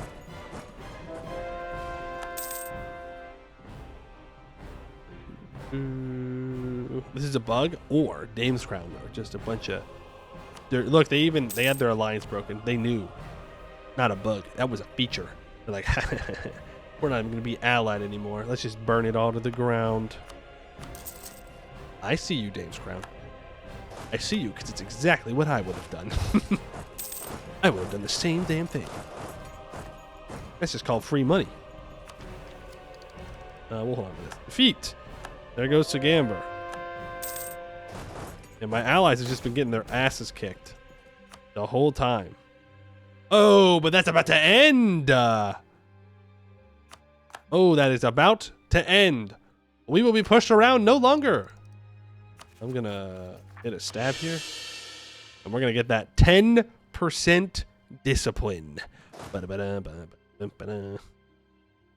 at me, vile demons. AKA Goettes. I have discipline now.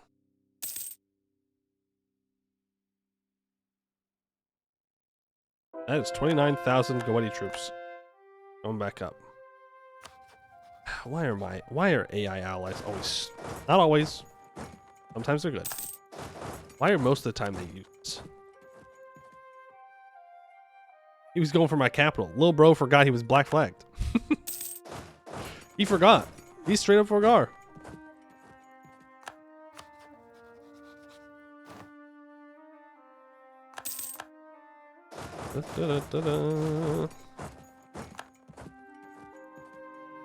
You did abandon versus superior numbers and quality? Okay, and?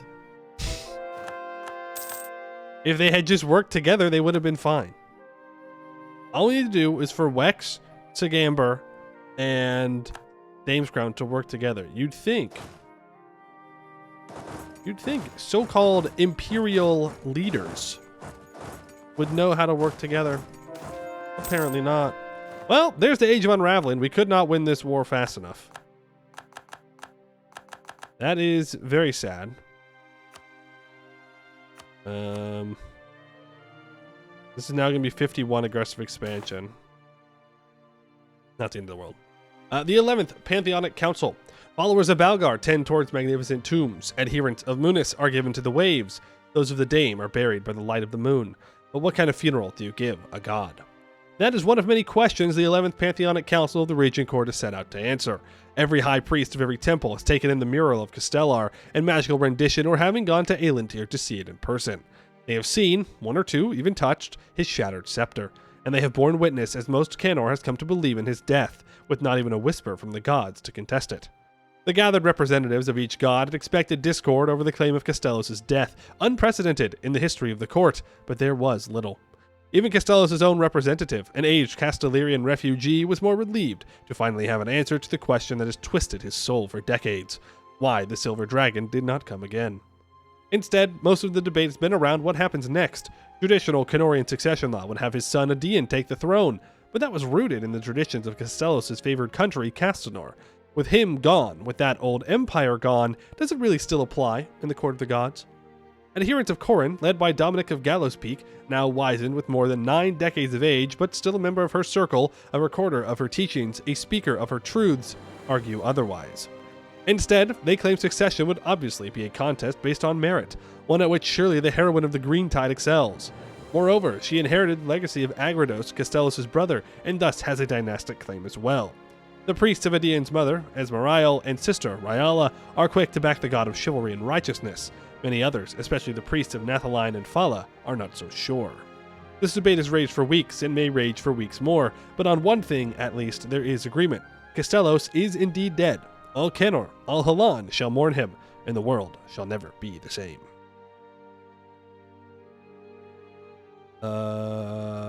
Cheaper idea cost?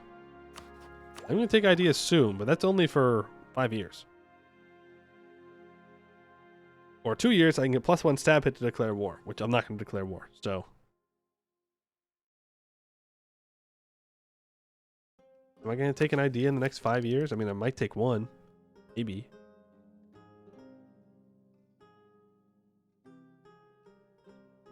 Sure, why not?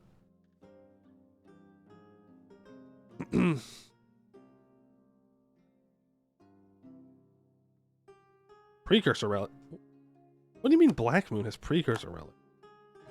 What do you mean by that? Why did they get that event?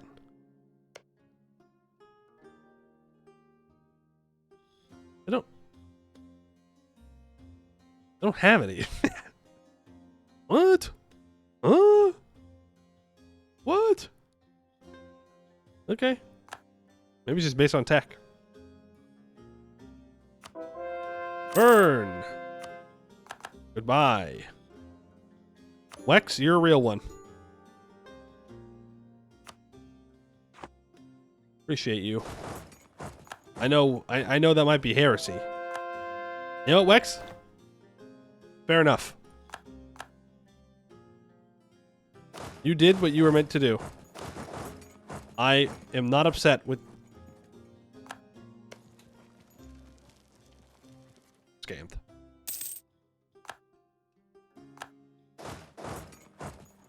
Whoa, whoa, whoa. Why are they blasting through my forts?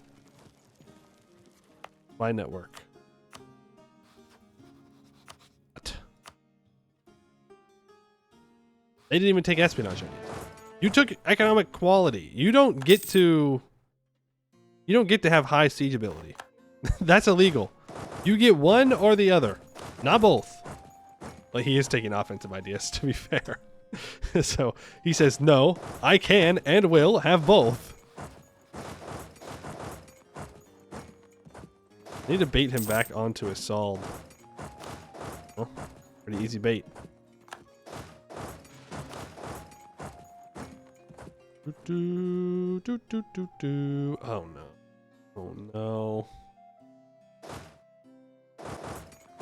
I'm not going to be able to fight these troops because they're just going to keep ping-ponging back and forth. I've lost my claim on Corvuria. Well, that's not good. I have to do a big old war for this, too. Damn. Like, I can't just leave him here to siege this down. How is he faster? He has a 6 maneuver. It's a pretty good reason. That's a pretty good reason, I'll give you that.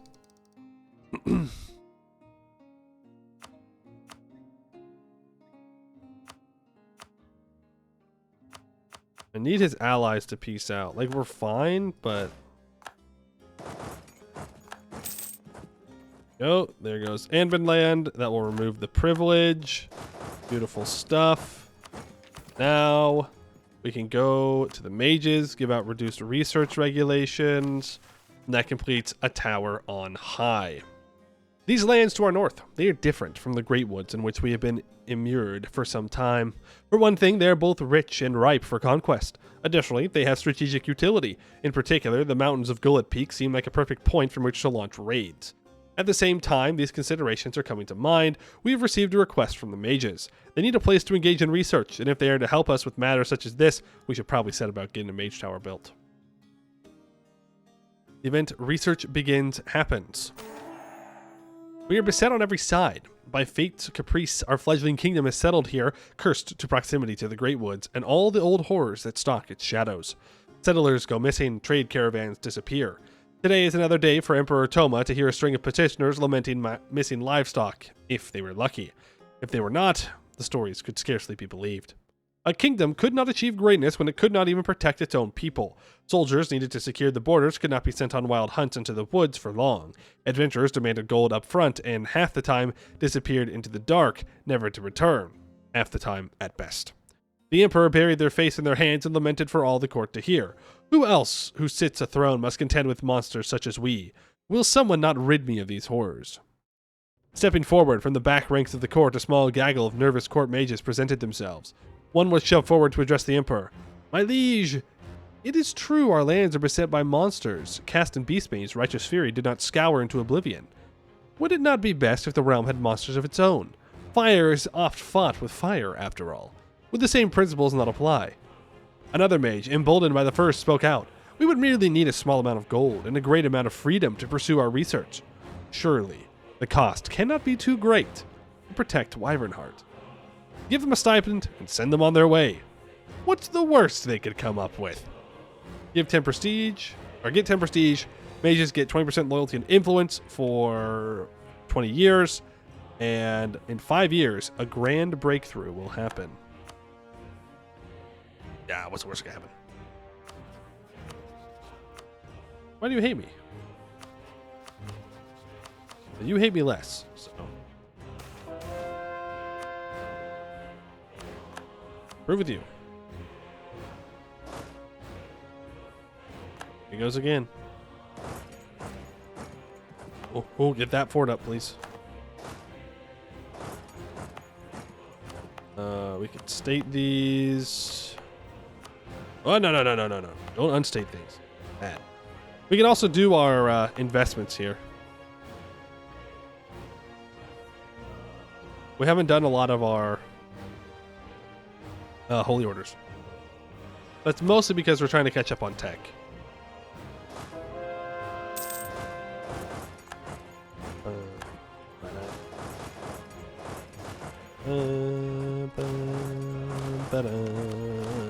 You go there. You go there. Get him out of here. We don't need you here anymore. We're tired of this war, Gwed. I'm tired, Grandpa. I've killed enough Gweddies for the day. Thorn cost, I respect the dedication. But you're an idiot. You do not have Gwed's discipline. Do not come up here. You might be able to beat up Wex. You might be able to beat up Dame's Crown. You might even be able to beat up Sagamber. You cannot beat me up. Go away. This ain't your fight. You're not him. You're simply not him. Ooh, we are at our governing capacity. We will have to hand out governing capacity to the merchants. Ooh, reform. Patronize the Cornite orders. 2 rulers, 1 people. What? Enable the Edenic bannerets. Whoa. We don't want to enable any Edenic things. What's up with that? Every own region, court, province gets +5 tolerance of heretics, minus 100% religious contribution, enables them as a holy order. You get 1 diplomat, 15% improved relations, -4 clergy max privileges. I guess you want to be a coward. Patronize Cornite orders. Holy orders serve as the backbone of the Cornite faith, anchoring its influence at the ground level. These groups, dedicated to one of the deities of the pantheon, provide structure, protection, and guidance to followers across the realm. By empowering and utilizing them to their fullest, we can deepen the roots of our faith, strengthening local communities, and fostering unity under our divine cause. With their tireless work, the Holy Orders ensure that the work of Our Lady reaches all who seek her light. So an admin Holy Order causes the highest development province in the state to get -5 local governing increase cost. The Diplo Order gets +5% trade value, and the Military Holy Order gets -75% local assault fort ability. What? I mean, that is useful, but I don't know how often the AI really assaults. But, more importantly, it's -25% established local organization cost, 0.02 yearly Cornite Paragon Hood decay, +10% clergy influence. Good for MP, though. Yeah. Little assault fort ability. Yeah, so when you assault a fort, it makes it 75% worse, which essentially means you can't do it. If you do that, you're going to die. All your troops are going to die. It's not going to go well. Yeah, we'll take that. Special Coronite thing. Let's get you down here. We really need to deal with this and plug up the fort line.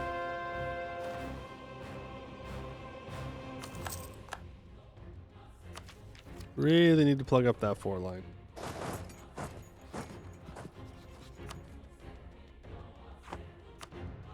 Soren cost is out.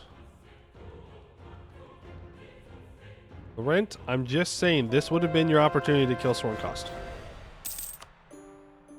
If you squandered it, that's on you.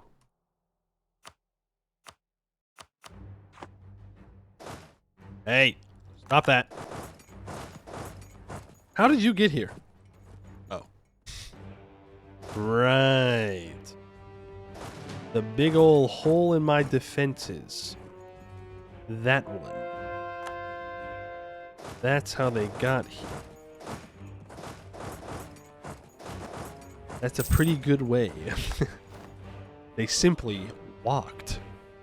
Crazy. Crazy idea that they simply walked there. That might be enough to get Neckliff out. Yep. Boom, there goes Neckliff. That's 77% war score. Ooh, more people have converted to Core Knight. Vern! Vern, I have to respect. You got your ass kicked, and then you're like, you know what? Those Core Knights, they're pretty smart. Neckliff, same thing. Like, damn, those Core Knights, they're pretty cool, actually. Converts. Ulgu Orizon. I don't know what the orcs are cooking down here. They're cooking something. They're cooking something. Oh, Vern's now at war with... What? Attacker. Vernwin anti-monstrous. What?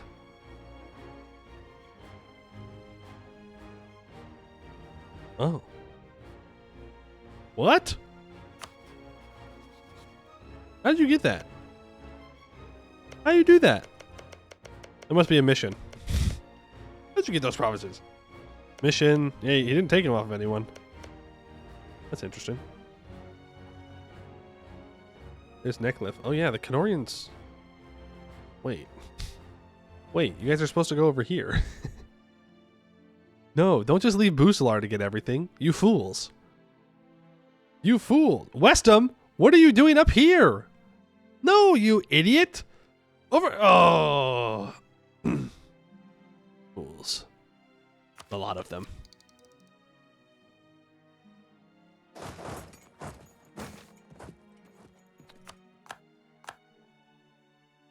Those dummies. I guess maybe they're not dumb. Maybe they just want to do a Sarhol game.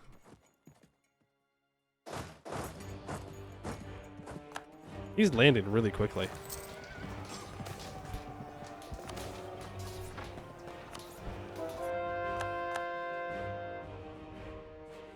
There's only the 5 maneuver guy. I don't know how he landed so quickly.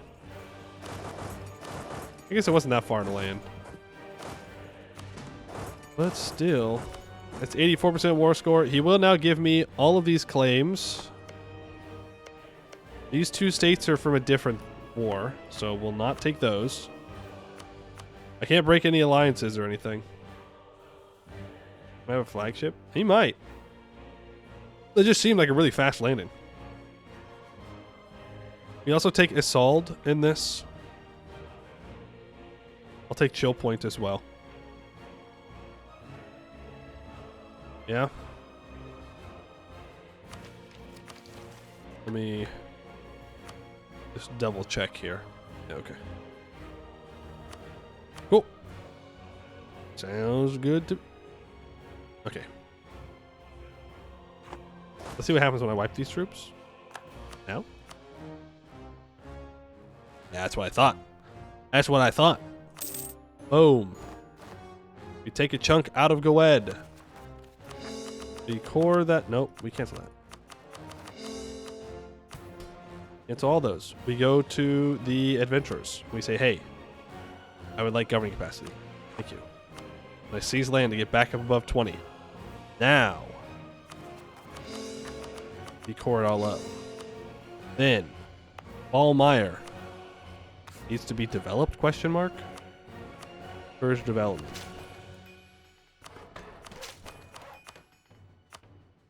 Mage Tower. Athfork. Mage Tower. I could upgrade the North Citadel. It does give governing capacity. But we will get more governing capacity value out of building courthouses.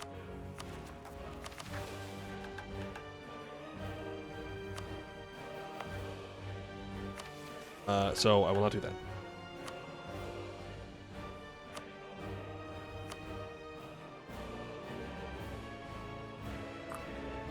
Yeah. Canwood is going to need a mage tower as well. Okay, well, let's just get started on that. We might as well just build all the mage towers right now. You know, they want North Castanet to have a fort. I'll worry about that later. Okay. Yep, governing capacity. Gotta bring that down a bit. We claim here. And pull back those 2 diplomats, and we can immediately start moving south. Yeah, we could definitely afford another war. Ain't nobody care about Gwed. Nobody cares. I am pretty far over my force limit here. See, these mercs still got some use. I'm just gonna delete them so that way I can rehire them with manpower sooner. I'm hoping I don't need them in this war, but knowing that I just deleted them, I will.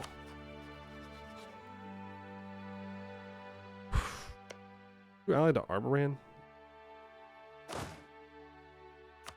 Yeah, you know what?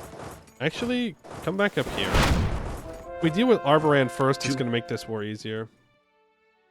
Jambalaya, thank you for the 5 months. Appreciate that. Very kind of you. Base tax is the weakest, which is actually why it has a quite strong modifier that is good in your best developed province. When it comes to diplo orders, they are in general quite good. Choose a good but small buff for them. Since base manpower is already very good, same with 10% national manpower, the additional bonus that the Holy Order gives had to be something small but flavorful. It chose local assault fort ability. It fits perfectly with the theme. Sounds like pretty solid reasoning to me. Plus, how often do you see negative assault fort ability? Almost never. So it's cool to see it. Oh, I lost Wex as an ally too? All my friends are dead. Abdel Tunger. Surely I don't have to kill Abdel Tunger in this run. Surely. Also ally the BPEC. Just get some allies. Why not? Alright, Corvaria. I actually have kind of even numbers. But my troops are cracked right now. We have 10% discipline, so I'm not hesitating. We're going for it.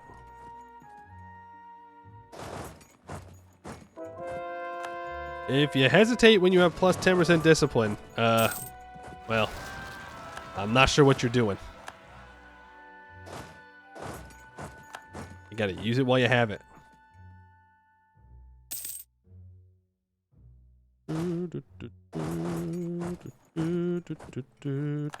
Fort Vigil Falls. Get obliterated. Sorry, you should have gone quality economic. And that's with regular troops. That's 10%. No. 15%. Well, right now it would have been 10%. But overall, 15% less discipline than our mercs can get. Do we want to go merc ideas? Do we actually want to commit to the meme? Don't we want to go like religious ideas next? Or admin ideas? No, not admin, sorry. Economic ideas? We were talking about economic.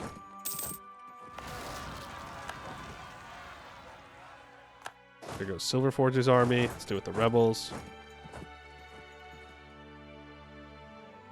We get like 4 OP merc companies. We do have a lot of mill. I mean, we could go through and just place down our Dragonforge Valgarites everywhere. Right? But the Diplo one is so hard to pass up. Like goods produced and local tax? Both? Come on. How do you pass that up? How do you pass that up? Plus, it gives the most developed province 5% trade value. That's crazy. Well, I say that. We do just have a lot of cows and a lot of grain. Like if I did it here, and once it's all converted, then I can just develop this province and then our cloth can have 5% more trade value. Think about it. Really just for the RP? Well, we're not focused on admin anymore. Focused on Diplo, which a 6/6 general. Every day the AI be cheating. You cannot convince me otherwise. Every day the AI gets free generals. Free good generals. That's gotta be Last Joust general. That's a 6/6/3/3. There ain't no way that's not a Last Joust guy. I could have went and killed him. Alright. The last war where they're going to get devastated. It's all going to get devastated by the Crimson Deluge anyways. Age of Renown. I will take a cheaper level 3 all power cost guy. Thank you. And I can get rid of this Diplo rep guy and hire this Gabo. Look at that. It truly is that easy. Make Monarch point. Alright, Arboran. I would like your money. What do you mean no? Sometimes. Sometimes the AI, man. They're like, nah. I want you to siege my whole country. I don't value the lives of commoners and peasants. Well, you know, now that I'm actually saying it out loud. Maybe they've got something going on here. Okay, dude. Fuck you. I thought I was going to get the stack wipe because it showed that there was going to be a battle. No! Alright. They're just commoners. I don't care about them. They're just commoners. Most importantly, they're Anbennar commoners, technically speaking. Oh, no, no, no, no, no. I'll follow this time.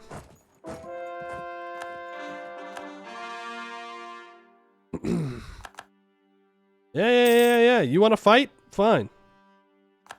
You're never going home. I'll take your trade power too. Break your alliance with... Okay, I don't really care. I like dunking on the AI, but I can only care so much. If it's going to inconvenience me in a way where it's going to take me longer to do things, that's why I dip out.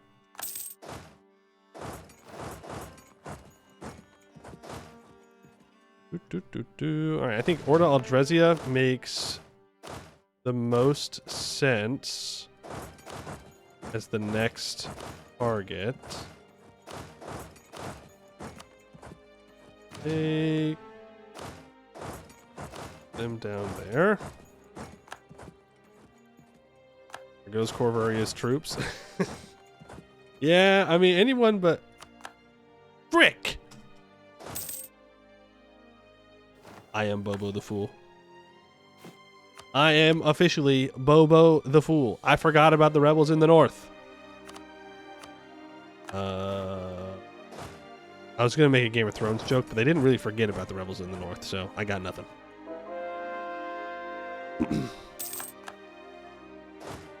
Tywin Lannister, when Robb Stark can actually fight. That's what I got. I couldn't just let it go. Influence the Harpies? They're not Harpies. I will take this tech, and I think we have to take a mill idea. So we'll take Merc ideas. I never go Merc ideas because it's always bad. We'll take it this time, okay? Our Mercs will be good, I guess. Siodet? No, Siodet is the vassal. They're these guys. Vangheim is the Harpies.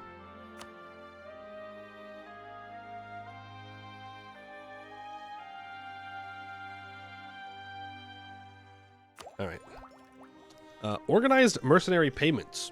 Mercenary captains are a canny lot. They will try to get 2 commanders in the same army into a bidding war for their services. Minus 25% merc cost.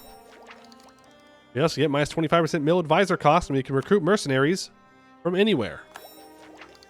Also, minus 25% merc maintenance. Damn. Pretty good. Well, I suppose it's fine. Brave minds think alike. Wait, no, we can't read these, right? We can't read them. Spoilers. Can't read national ideas. They got spoilery doos in them.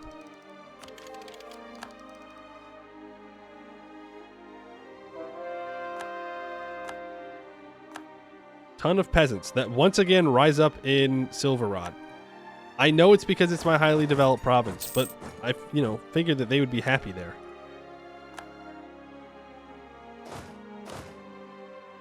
We're just gonna march over to Silver. What?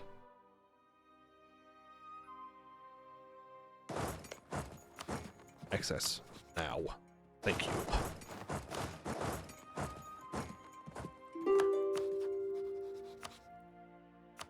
Thank you very Forced religion. What do you mean no? What do you mean no? Oh, right, you're not fully annexed. We're full occupied. I always forget Order Aldresia has that little tiny exclave down in the Empire. Empress Consort of the People? Nah, we're super old. We're not going to even deal with that. We are super duper old. How did I want access? What? Where the hell are you gonna go? I guess he's got a province in the Serpent Spine. Corvaria still has troops? Haven't I stack wiped them a couple times? How many times do I have to kill Corvurians before they just give up? Well, they really don't care about their peasants, so I guess they'll just keep coming. If they've got peasants, they'll keep going. We really need to plug this up because this is just annoying. But luckily, most of that's not stated, so I don't particularly care. We'll have to come back up and unsiege that, I know.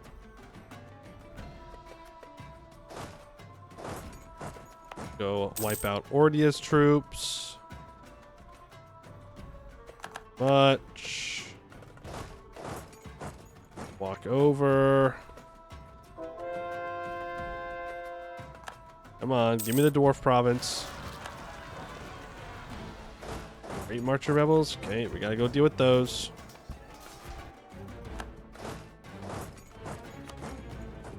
Order Aldresia. You will convert. Welcome to the true faith. I black flagged these troops on accident. Like a bozo. Merc ideas. Minus 10% mill tech cost. That stacks up real nice with minus 5% tech cost from our national ideas there. Another national idea. I think it's more spoilers. Right? Yeah. Yeah. Though, that timeline doesn't exist, to be fair. Nurse is a little gone, but still.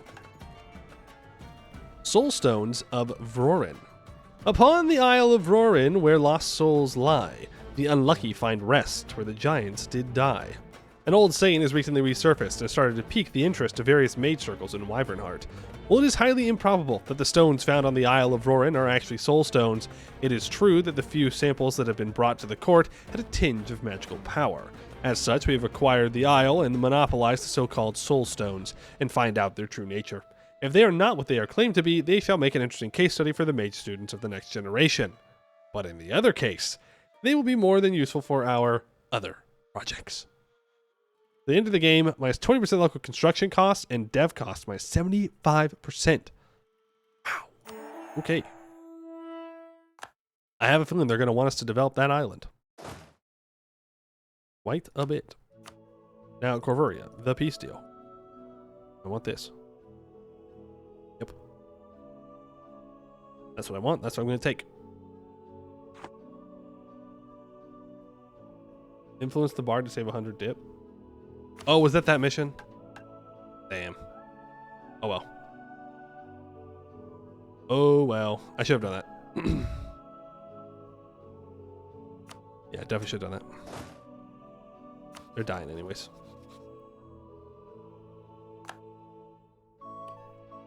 Sitting on a dwarven fort. You know how it be. None of this is stated, so I don't care.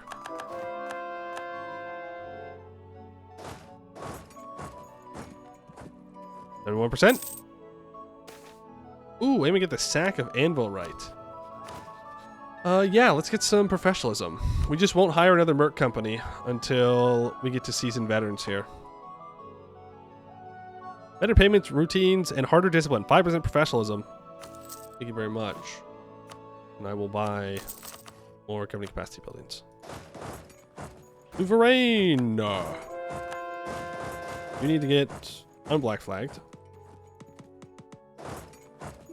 And I think you're going to get black flagged immediately. Forced religion on the dwarves. I can wait. I got time. I got time to get your war reps, man. Ain't a big deal. Thank you. He does get black flagged immediately. I can cancel that mill access, so I'm not paying the Diplo for it. Brain will not just peace out. We need to go secure the Wargle.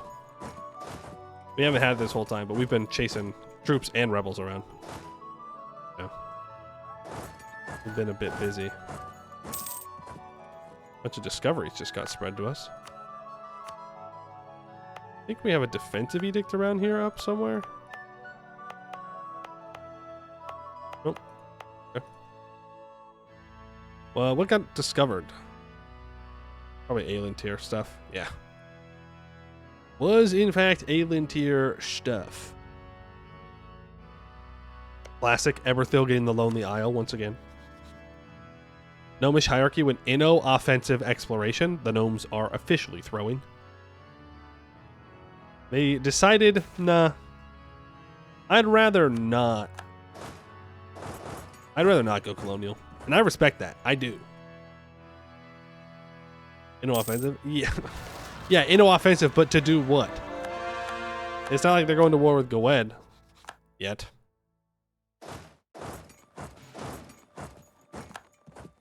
Siege of Arraign is over. Now, I do want you to get black flagged here. What? That's already... I was like, what? What do you mean 0%? You're black flagged, which means I can walk you over here faster. You need to go deal with these rebels. Then we'll be free from this war, all this devastation. I shouldn't. I shouldn't do it. Shouldn't make too many Final Fantasy references in one stream, right? Surely that's a bad thing. Surely I can't get away with that. Fight these guys. They're dealt with. Let's go get Corvuria's capital. You can unsiege stuff while you're up here. Walk over to Ordia's troops, take them out. Wait, in Belsar, I had to do Praetorium yesterday? No, the day before, Monday. For my tomes, I had to do Praetorium for like the daily thing. And I was just quoting him the whole time. I just kept typing it in chat. We didn't have a sprout, so it was like, we were all just here for the tomes. We know what we were about. One person was painting, they said. Another person was watching YouTube. I was also watching YouTube. Classic. Classic playing Final Fantasy 14, doing your daily main story quest, doing literally anything else but paying attention to the game. For whom do you fight? Personally, I fight for myself. You know?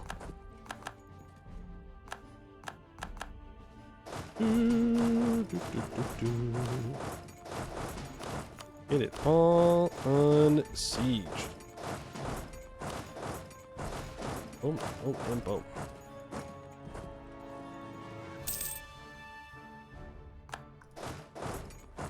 Here, please just take their capital and we can get out of this war. Then we can go do another war somewhere else. We still got people in Escann that need to die. We're definitely taking the rest of Escann today, so if we can just get over to that, I'd really appreciate it. There's Arca Corver. I do want max money, and I do want war reps. So I guess that means for 100% war score is what we need. And apparently, Silver Tusk has 56,000 troops. Something to keep an eye on.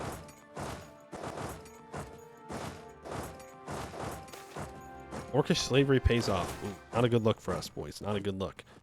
1,342 crowns, or 50 Diplo points, and more trade efficiency. I kind of want the money. It's all about the money. I need more governing capacity. I am behind on Diplo, but I'm not spending it on literally anything else.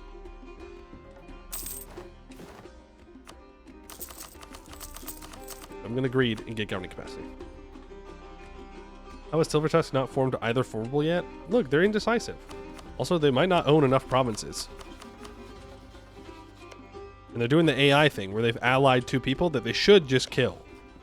8,000, 9,000, 56,000. Why does the bigger orc not simply consume the smaller orc? I think it's a valid question. Uh-oh. A grand breakthrough. Emperor Toma had hardly entered the council chamber, much less sat down, before the local nobles were clamoring over each other in self-righteous fury. Countless entreaties from those assembled here today had brought the emperor away from the throne. We have been hearing the strangest things at night. It is unnatural. They must be stopped. The emperor raised their hand for silence, a moment before they could get a straight answer about what the nobles were upset about today, and the council doors swung open. Anger at the interruption gave way to curiosity as the scruffy mage's shocked demeanor. The room of nobles turned to unleash their indignation at one of the mages responsible for the rumors they had come to petition the emperor to investigate when they were cut off. "It's alive!" shouted the mage, throwing up her hands in exultant triumph. Pulling on the emperor's sleeve like an excited child, the woman led Toma from the council chambers of the bowels of Gullet Peak's imposing mage tower, nobles trailing them indignantly. There, deep below the city streets, an abattoir's bouquet of rancid meat and festering wounds greeted the royal party. A cloth-covered table sat in the middle of the laboratory. The thing that was revealed by the excited mage elicited a wave of shock and fainting spells from the assembled nobles. Humanoid in shape only, the thing bulged with muscles in all the wrong places. Knuckles dragged along the floor as bloodshot eyes tried to escape a tortured face. One could almost see steam emanating from the green-tinged skin. All were aghast, except for Emperor Toma. They had one question on their mind. What exactly is this thing capable of? Unlocks the mission, a beast unlike any other. For this, the Ballmeyer Mage Tower needs to be done building.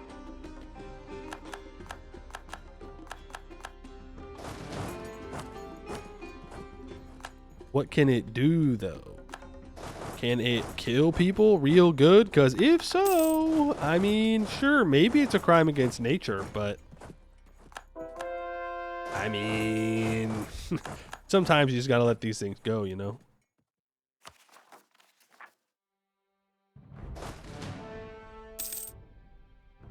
What isn't a crime against nature? So true. So true. When you really think about it.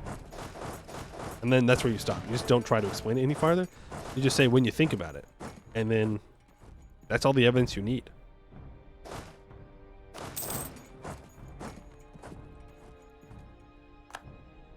Orcs don't count as people. Well, I think they do, actually. I hate to be the bearer of bad news. But I do think,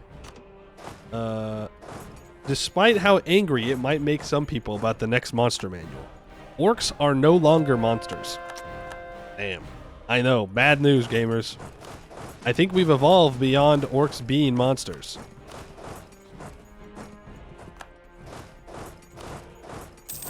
Terrible news. How many times am I gonna get rebel bombed in this game? I just want to say, we are built different. I'm gonna retreat so that way he has to fight them. We did win. We would have won. There we go. Now Corvaria can no longer just walk through willy-nilly and take my stuff. Praise be to Corin. We have a fort line. One of them not very good. In fact, I'm going to build a ramparts here because it's necessary. We can get minus 50% war taxes cost. Wow. Plus 50% mercenary leader army tradition modifier. Wow. Huge. I don't even know how that works, by the way. Does that mean that Merc generals are better for me? Because based off of my army tradition, or do they get more army tradition from battles? Merc leaders are rolled by our army tradition. Gotcha. We're at 94. Can't hire a new Merc company yet, though. Gotta wait. Adventurers dominate. How often do you see that one? That's a rare sight right there. That's like a shiny Pokemon. Sadly, it caps at 100. Boo for balance. Boo for balance.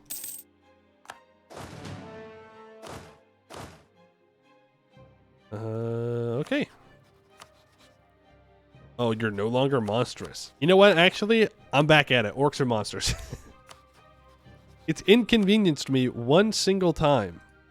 You are guaranteed by Mountain Shark, which I don't appreciate.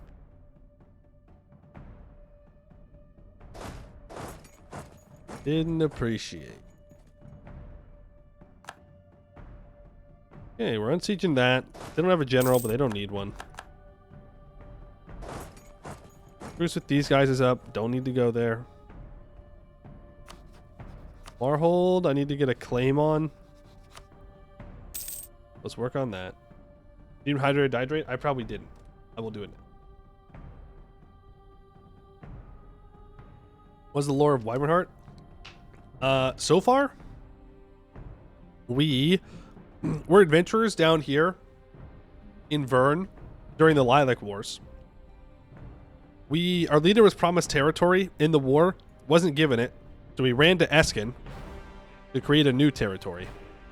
And we are adventurers, but not necessarily good adventurers. We're going to go down a very dark path from the looks of things. Very dark path indeed. A mission filled, a beast unlike any other.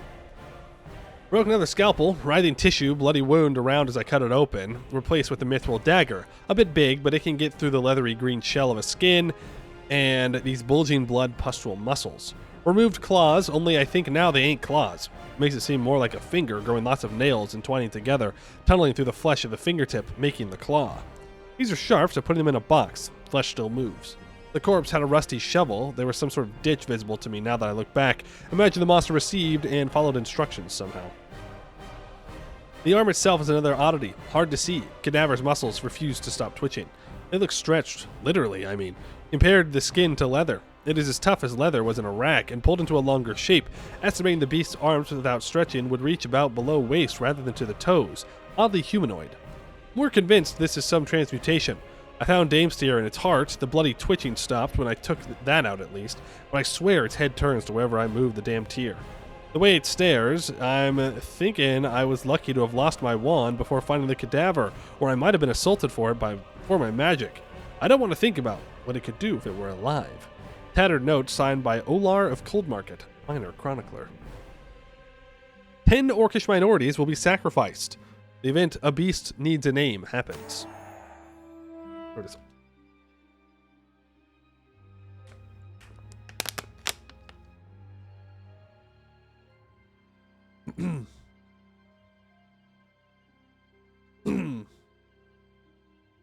Safe to read the national ideas now? Okay. Emperor Toma enters the bowels of the Mage's Tower with a barely concealed disgust. Since the Emperor had not officially censured them when they revealed their invention, they had grown less abashed of their work. Body parts lay strewn about the laboratory. Most were orcish, some were not. The Emperor did not want to know the details. They doubly avoided looking at the poorly concealed cages in the corner. One could almost hear whimpering coming from under the covers. Probably filthy orcs. The mage's communications to the court had been adamant. The royal inspection must take place tonight. The cringing woman, apparently risen to a position of prominence amongst the assembled court mages for her invention, beckoned the royal party forward. A tunnel, wide enough to fit an ox cart through, led deeper into the earth. They descended. Emerging into a torch-lit underground space, Toma was the first to recognize what the pit below them was. An arena. The giddy mage scampered off to a contraption of gears and levers and began turning, lifting one of two opposing doors within the pit. Voices gasped and blades unsheathed as a werewolf, in all its ferocity, emerged. The woman kept giggling as she raised the second door. The thing that emerged there was somehow worse. Arms and the length of its body raised above its head, tumorous muscles straining as it reached out to the mage who created it. What is it doing? Seeking an embrace? The mage pointed at the snarling werewolf and said one word. Kill. The thing screamed, making a noise that should not exist, and attacked. The fight was vicious. By the time the blood loss from being disemboweled felled the thing, it had long since pried the werewolf's head from its body. My liege, said the mage, smiling ear to ear, my children merely need a name, and I feel none other than their godparent should have the honor. Weird. We shall call them Burnbloods. Spare no expense. We must have more. To the end of the game, we get minus 25% merc maintenance, plus 20% infantry cost. The Blood Burn Company will become available for hire. This company does not cost professionalism. Tolerance of half-orcs, orcs, and goblins all decrease. Wait, what do we do to the gobos? Hey! What do we do to the gobos? They're so small. Goblins catching strays, as usual. As usual. Question. Mercenary recruitment. Merc manpower plus 30%. Does that change after I've hired them? Or should I wait until I finish merc ideas here to hire them?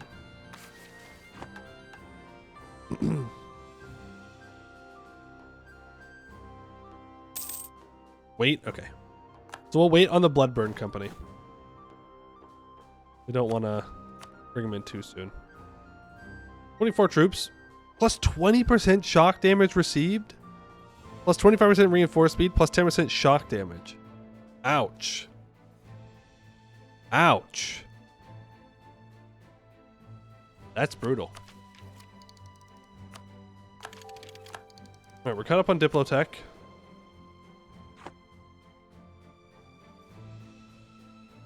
We're building spy networks. Sale of titles. I will gladly get up to 3 stab again. Alright, Shadow Crown Mountain. Shark will not join. Let's get in there.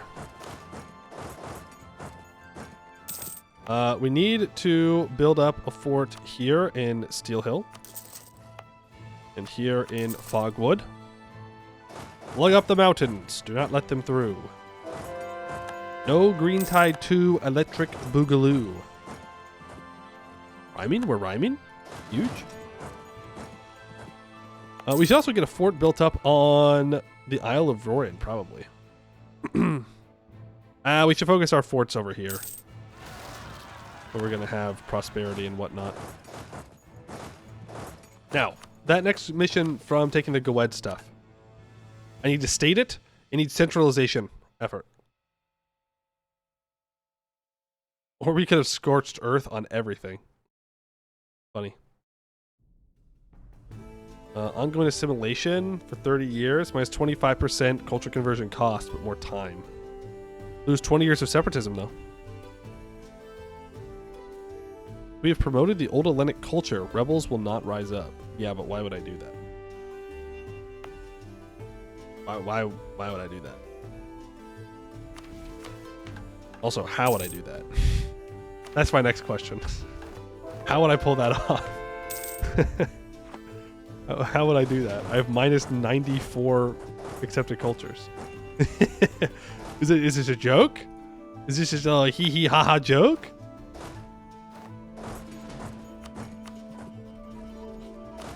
Exploit. That's true. We can't exploit to make it faster.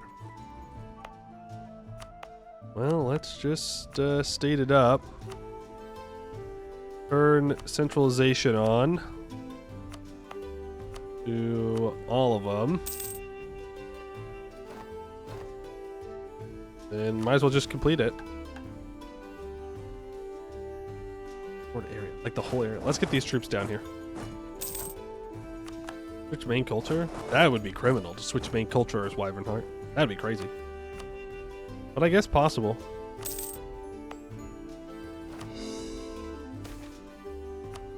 The year, that needs to be claimed. And that needs to be claimed. Also throw? Yeah, it would be a throw. I don't know why you would switch off of that.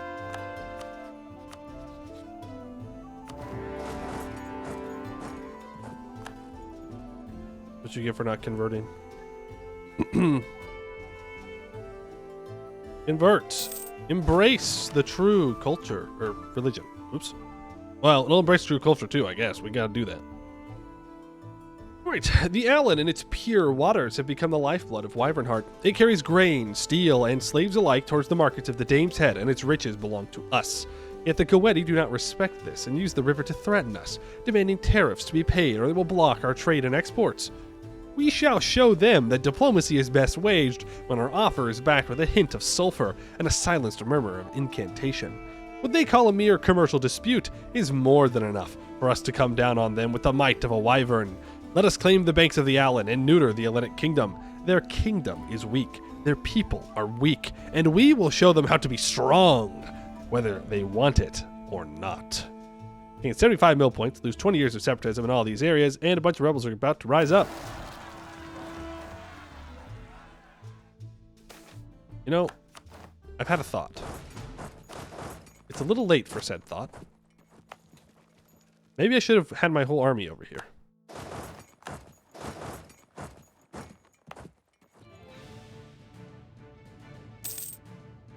And forts. Yeah, because that's going to increase separatism.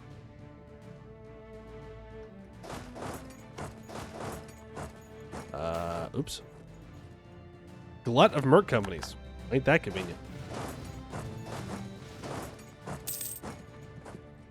Oh, those merc companies.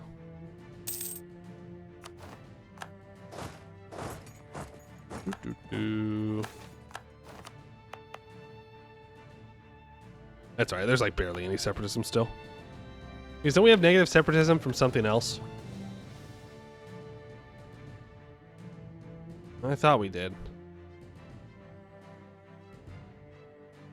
Like a year. Fine, I don't have the Diplo to do it all anyways. That's not even all converted yet. Oh, this is literally dirt cheap.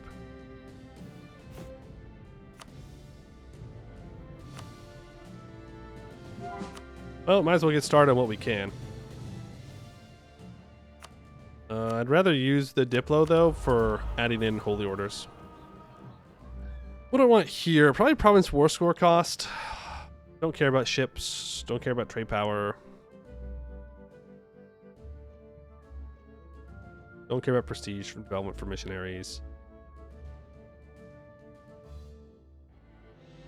Final Merc idea?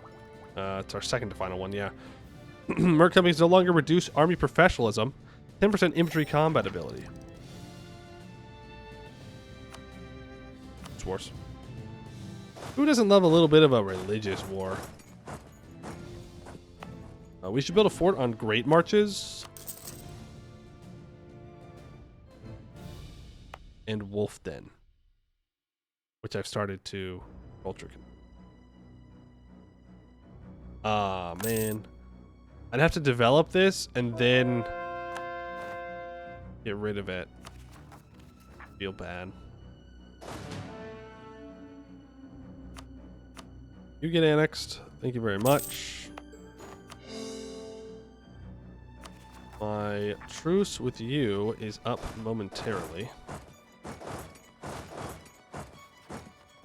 You do have 16,000 troops.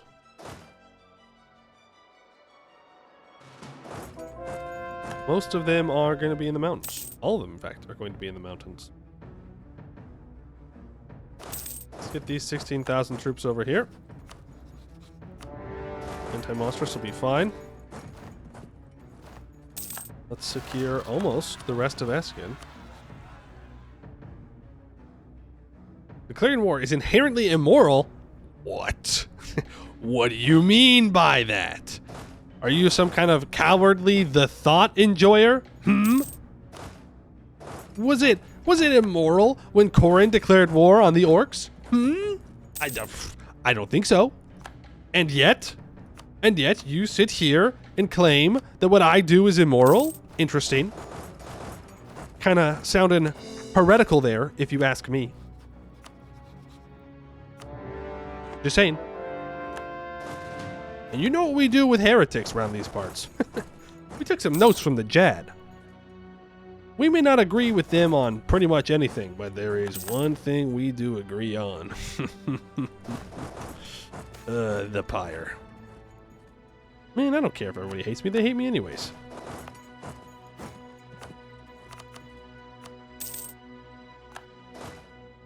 We agree that the pyre is a good use of state resources. Independent preachers. I'd rather not lose missionary strength, so no thanks. I should read those. My bad. My bad. So, okay. Merc ideas. You know, what do I do with all my manpower? What's the point of having manpower? Cannons? You just like mix having mercs and regular troops? You throw it into great project, I guess. Learning from a traveler. A crowd of people in Dawson's Way have reported to gather near the local Cardesti encampment and listen to the stories and lectures. These Cardesti tell stories about their journeys, speak in foreign tongues, talk about new inventions in other parts of Canor, and explain strange foreign customs. Perhaps the tales they tell would interest our emperor as well. Sure. Let's see if anything interesting happens. You're doing great, Buslar. Empress consort of the people. No, again, we're super old. War against evil? Well, we just can't let that happen. We just can't let that happen, guys. You know, the so-called good emperor, Silmunas, I'm telling you, man, never mind. Currently not a Silmuna. It's Empress Regent Gisela Cliffman. So-called good emperors when one of their subjects becomes evil. That is a lot of rebels. I guess we have taken a lot of orc provinces. Corrupt connections? He's a goblin. Of course he has corrupt connections. That's why I hired him. You think I hired a goblin economic advisor because he's on the straight and narrow? No! I need money! Mercenary recruitment, plus 30% merc manpower. Mercenary units can now drill. We also gain an additional 5% merc discipline, plus 100% possible condottieri. And we can start to go through our national ideas, I think. We should be beyond the spoilers, right?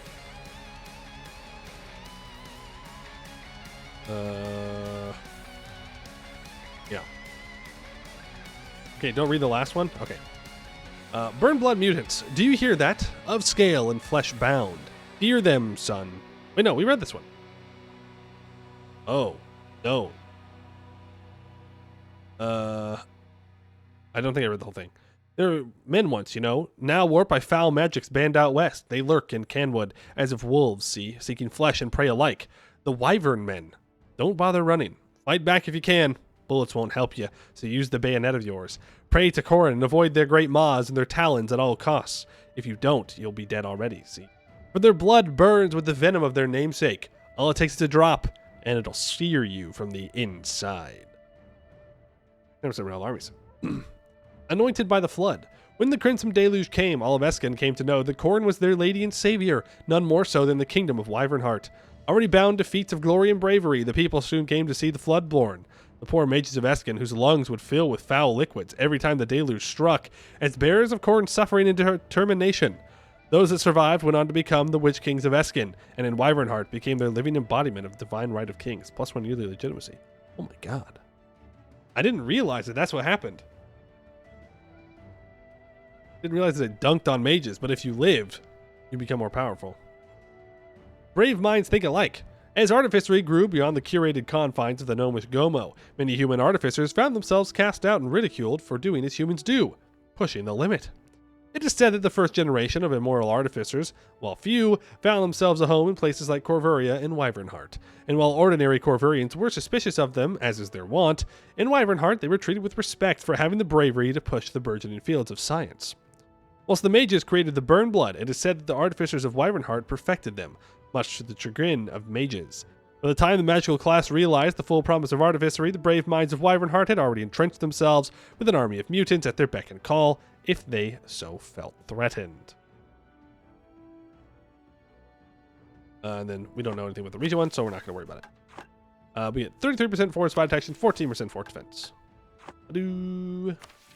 Badoo, badoo, badoo, badoo, badoo. Rumors of power. Ald Temple needs 40 development. Unrest lower than 1. Okay, so what you're telling me is I don't want to build a fort in Wolfden. I want to build a fort here, long term. And then we'll delete this fort in Guard Fort. Do that right now. We can also hire that Merc company when we get a chance. Eventually he's going to give up. There goes our Commandant. Bad. Well, I'll take this guy. Land maintenance modifier is pretty nice. Regional nobility challenge Wyvernheart. Local nobility in the North Citadel are not satisfied with their granted privileges. Well, don't worry. I think we're getting close to finishing that.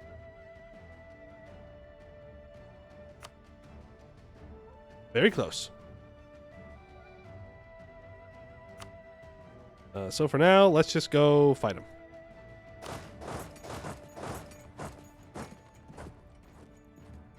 $40 dev Orcsman info? Okay, so 30 dev. That's not the North Citadel, fun fact. That is North Castanet. It's different. Different place. Close. Right next to each other even. Different place. Super different place. Not the same province. Fun fact. Many hours in Anbennar. Many hours. You can do with those guys. You go with that. Hey, come on. And that. That. Good stuff. That gets rid of most of the rebels.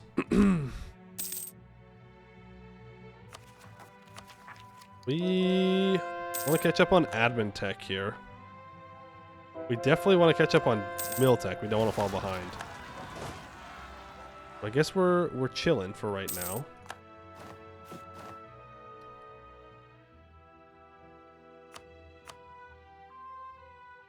Bloodburn Company. Cost 4.2 ducats a month. And it's the Crimson Deluge time. As the prophets of Khorne spread her message across the continent, what can only be described as an apocalyptic scene has transpired in many parts of the Empire. The sky would darken as if about to rain, only to open and release a torrent of blood onto the unsuspecting citizens. Horrified, crowds of people rushed through the streets trying to escape from the plasma showers. Many were crushed and trampled as they attempted to escape what could only seem to be the end of the world. Whether someone acknowledges Khorne or Adean as their divine mother or father, all agree that this is irrefutable evidence of a bloody and terrible war in the heavens themselves. It is only a matter of time the rivers are not fed by the blood of gods, but by the blood of men. A sign of Khorne's truth.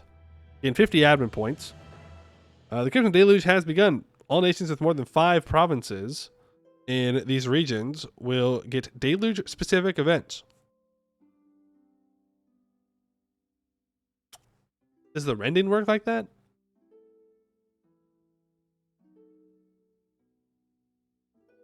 Or do you... I think the rending just... If you have one province in Helles, get rolled. Get wrecked. Say goodbye to your legitimacy forever.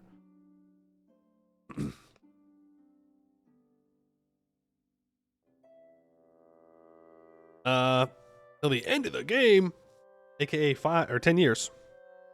50% stab cost and minus 0.05 monthly war exhaustion. A sign of Corin's truth. And there is the admin tech right there. Our mages are more powerful at the moment. So it's plus 20% tech cost. I'll just wait till I'm at peace, and then we'll seize, and we'll take the tech. Yeah. We're not going to get access. So we're just going to chill. We're just going to chill. It'll be fine. Everybody wants access. Fine, fine, fine, fine, fine. What are you... Oh, are they actually taking care of Ardenan? They are. The Emperor said, actually, no. Not gonna happen. Sorry. Let's hire the independent army now. Get them in here. And then we can delete company. They have no manpower. Did we get the Burn Bloods? Yes. We did. That is a lot of people rising up in revolt. Let's get them some backup. Shall we?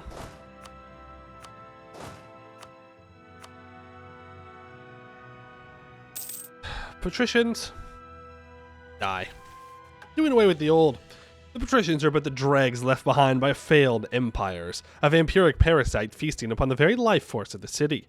They claim to be the heritage of past glory, a symbol of old order, a claim that is true and verified, yet it only serves to underline the fact that they are derelict and defunct.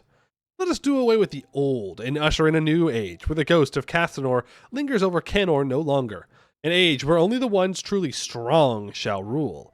Of course, the patricians will not surrender their claim willingly, but removing parasites is the most fitting task for our burn bloods.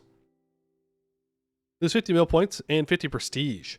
Castanath gains 20 devastation and lose 3 development in each province. Starts to culture convert it. And Inner Cathanor region gets the home in our hearts for 50 years, minus 25% culture conversion cost and time. A bunch of rebels rise up. Castaner.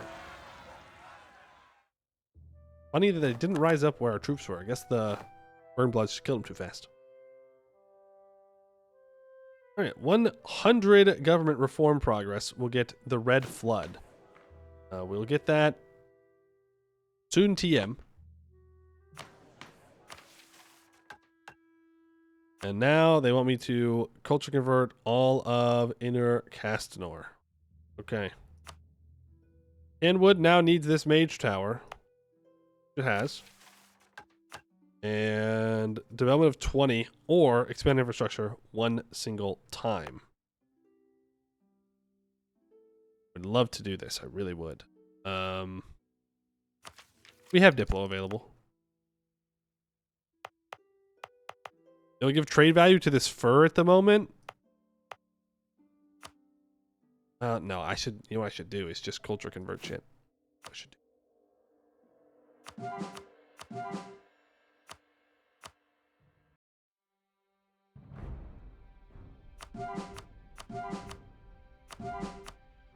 Just do the culture conversions.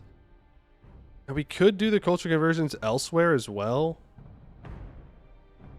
I mean, that's 3. That's 6. That's 7. So getting these cheap ones down here will help make the rest of these cheaper. Oh no, I'm wasting 2 Diplo points. You know, it's not the end of the world. You need to be done immediately. That's 9. I'll do 9. That's 5. Ooh, let's get 1 down here. I'll do good. 11's fine too. Okay. Then I will... I'll still do this. The Aranite Communalists. Longman divided between the urban and rural Aranite priests, and when Corin's word spread, many of the poorer countryside clergy saw a banner to finally challenge their richer counterparts. To them, they had corrupted Ara into a face that justified greed, promoting things such as speculation, and worse, gambling. This movement soon grew into the Guild of Good Merchants, who created their own communes, which abandoned Corin for bartering Abandoned coin. Sorry, not corn. I was like, wait a second. For bartering and where material wealth was shared. You get 5% goods produced, 20% local tax. You gain 1 mercantilism. Lose Coronite Paragon 2 points towards the center. And encourage development here. That's all I really want to spend for now. I do want to get it to 15, but tech. Tech's more important to me. Vault. All's well that ends well. Can't relate. Never gotten all's well that ends well. We can just start drilling. Now we are pretty far over our force limit here. We can delete our cavalry. Keep those cannons.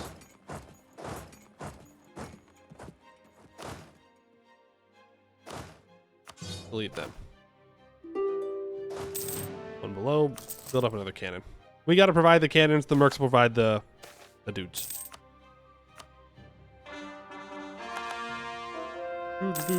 General Foyo has died as soon as we start drilling. Yeah, that's how it goes. That's usually how it be.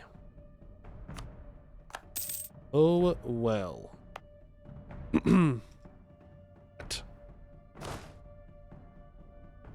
Ushalar, you silly Billy. What are you doing up here? Like, I'm glad that you're actually participating and whatnot, but like, come on. 5,000 troops? That was your grand plan? Think you need a better plan next time. Just saying. Just saying. You gotta peace out eventually, Marhold. A dream realized. We once promised our people that we would be united as one, flying a united banner wherever they go. We've delivered on this promise once again. In Wolfden, the people are no longer strangers. They are our kin now, a part of our family and homeland. Those who wish to be told apart from the Heartmen and refused our advances have been convinced otherwise. Their homes are now inhabited by proud Heartmen. Our people need not dream any longer. Gain 5 legitimacy and 1% of the manpower. We gain manpower for culture converting? That's crazy. Okay.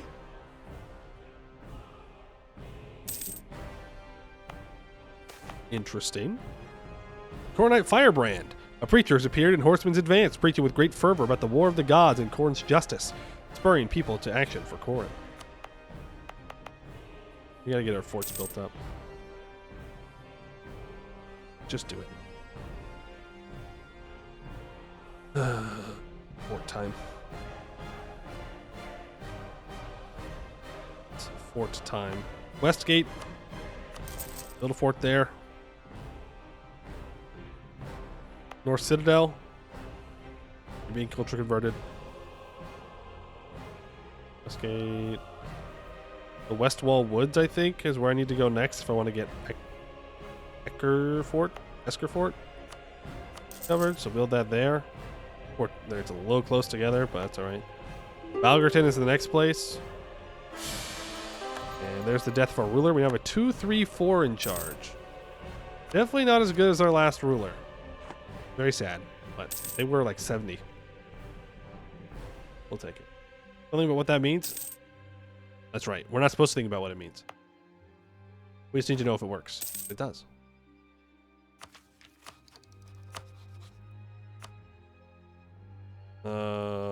You. Are you killing Roko Kozanad? Oh, wow. Okay.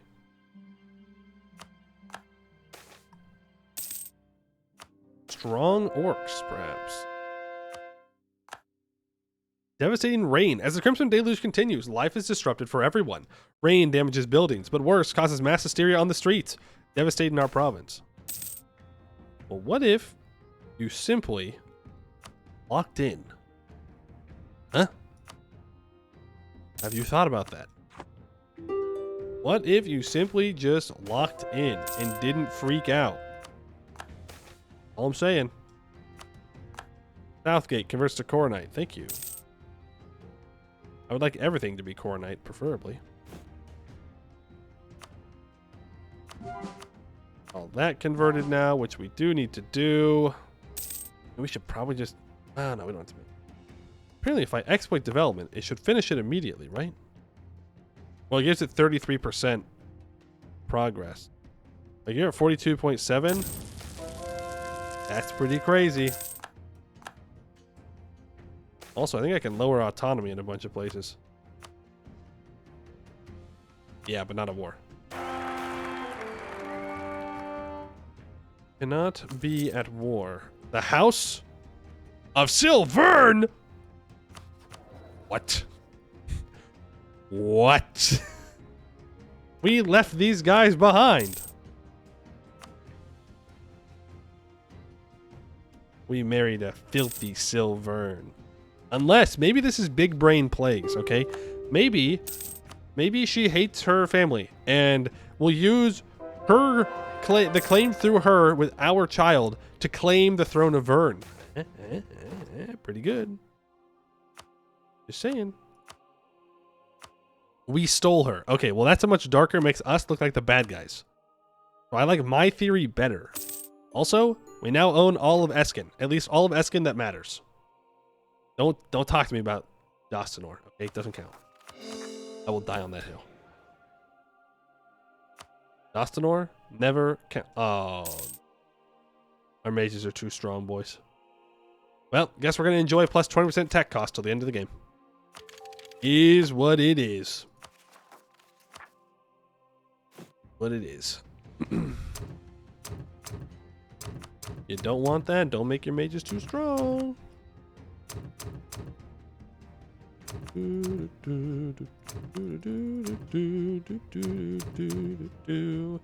Lower all that autonomy.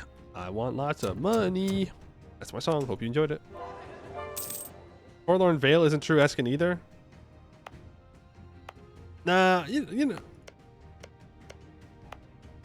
Wait, the Forlorn Vale. Which part are you talking about? Forlorn Vale. Are you talking about these ones? Over here? The Whistle Vale? The Cursewood? These ones together, right?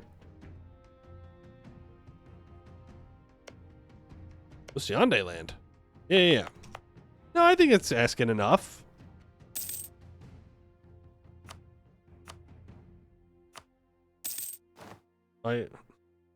Here's my argument. It is Escann because it makes my map borders look better. Thoughts? Anyone have any opposing thoughts? If you do, you're wrong. It makes my borders look better, therefore it counts. Ibavar is the 51st state. Ibavar, buddy. We just think you'd really enjoy being in Wyvernheart, you know? Wyvernheart's a pretty cool place to be. Just saying. 10, 5, 10, 8, 3, 4, 13, 5, 13. Just get all this shit converted. Get it all converted. What am I waiting for? 38 might be a little bit too much. 7. I'm gonna do this just because it's a loan. These are pretty expensive. How do I exploit dev? I'll be real. I don't think we need to exploit the development. On some of the bigger ones, maybe. The Red Flood. Red rain hits the windows of the king's hall. The crimson deluge rages outside as court mage Alyssa briefs the king on the coming ceremony, in which the first batch of Floodborn are going to be inaugurated as court mages. They are those born under the auspices of the deluge, blessed with great magical prowess but cursed with the drowning, with their lungs filled with liquid, killing many. With them, Wyvernheart would obtain a powerful tool at its disposal, fewer in numbers but powerful enough to counterbalance their scarcity. To utilize them to their fullest, these new mages, these Floodborn, should be placed at the core of a new ruling system. They should become the cornerstone of what Wyvernheart will be next. But not all those that hear of this plan approve of it, and court mage Alyssa, for one, has always been a strong proponent of maintaining the status quo. But the Emperor disagrees. He sees what could be, the power and opportunity granted to them, and they shall not miss it. The new face of magic. Years ago, blood fell from the sky and washed away the old order. Years. Escann was once beset by the Crimson Deluge, a torrential downpour of red rain that inundated the land. Crops failed, livestock died, and sickly babies were born with liquid-filled lungs. Most of those afflicted innocents perished. Some, however, survived. All of you standing here now, imbued with great ability and grave duty, survived. Court Mage Alyssa surveyed the adept seated before her, on the cusp of achieving official status and joining the ranks of the Sovereign's court. Each one held greater innate ability than even she, and she was thrice the age of the oldest Floodborn here. So be it. Such was the way of the world. You Floodborn represent the future of magic in Wyvernheart. The future of our work defending the sovereignty and serving the Emperor's interests lies in your hands. By the authority vested in me by the Emperor of Wyvernheart, I name all of you Court Mages. The Floodborn bared their teeth in wolfish smiles. Alyssa did not realize something was wrong until it was over. Held in place by magic beyond her strength to contest, one of the former adepts stood to speak. We appreciate the former Court Mage's words and her training and that of her colleagues. We Floodborn have been discussing a change in policy for quite some time. After all, if you are too weak to defend yourself, are you not too weak to defend the Sovereign? The Floodborn Council is hereby declared. May the strongest rise. Enact the Tier 3 government reform. Cannot attain cultural union. Enables Bloodbrand conjuration ability. Cannot expel races. Prohibits switching government type. Cannot purge races. Disables cult diet. 15% governing capacity. The Mage Estate will now be known as the Floodborn Council. The Floodborn Council will be granted to the Mages, which does the following. Upon granting this privilege, our ruler and estates will study magic 25% faster, and our war wizards will have +1 maneuver, meaning 25% magic study experience. Monthly Bloodbrand, whatever that is, will get at 0.25. Magical infamy increases by a small amount. We lose 1 stability.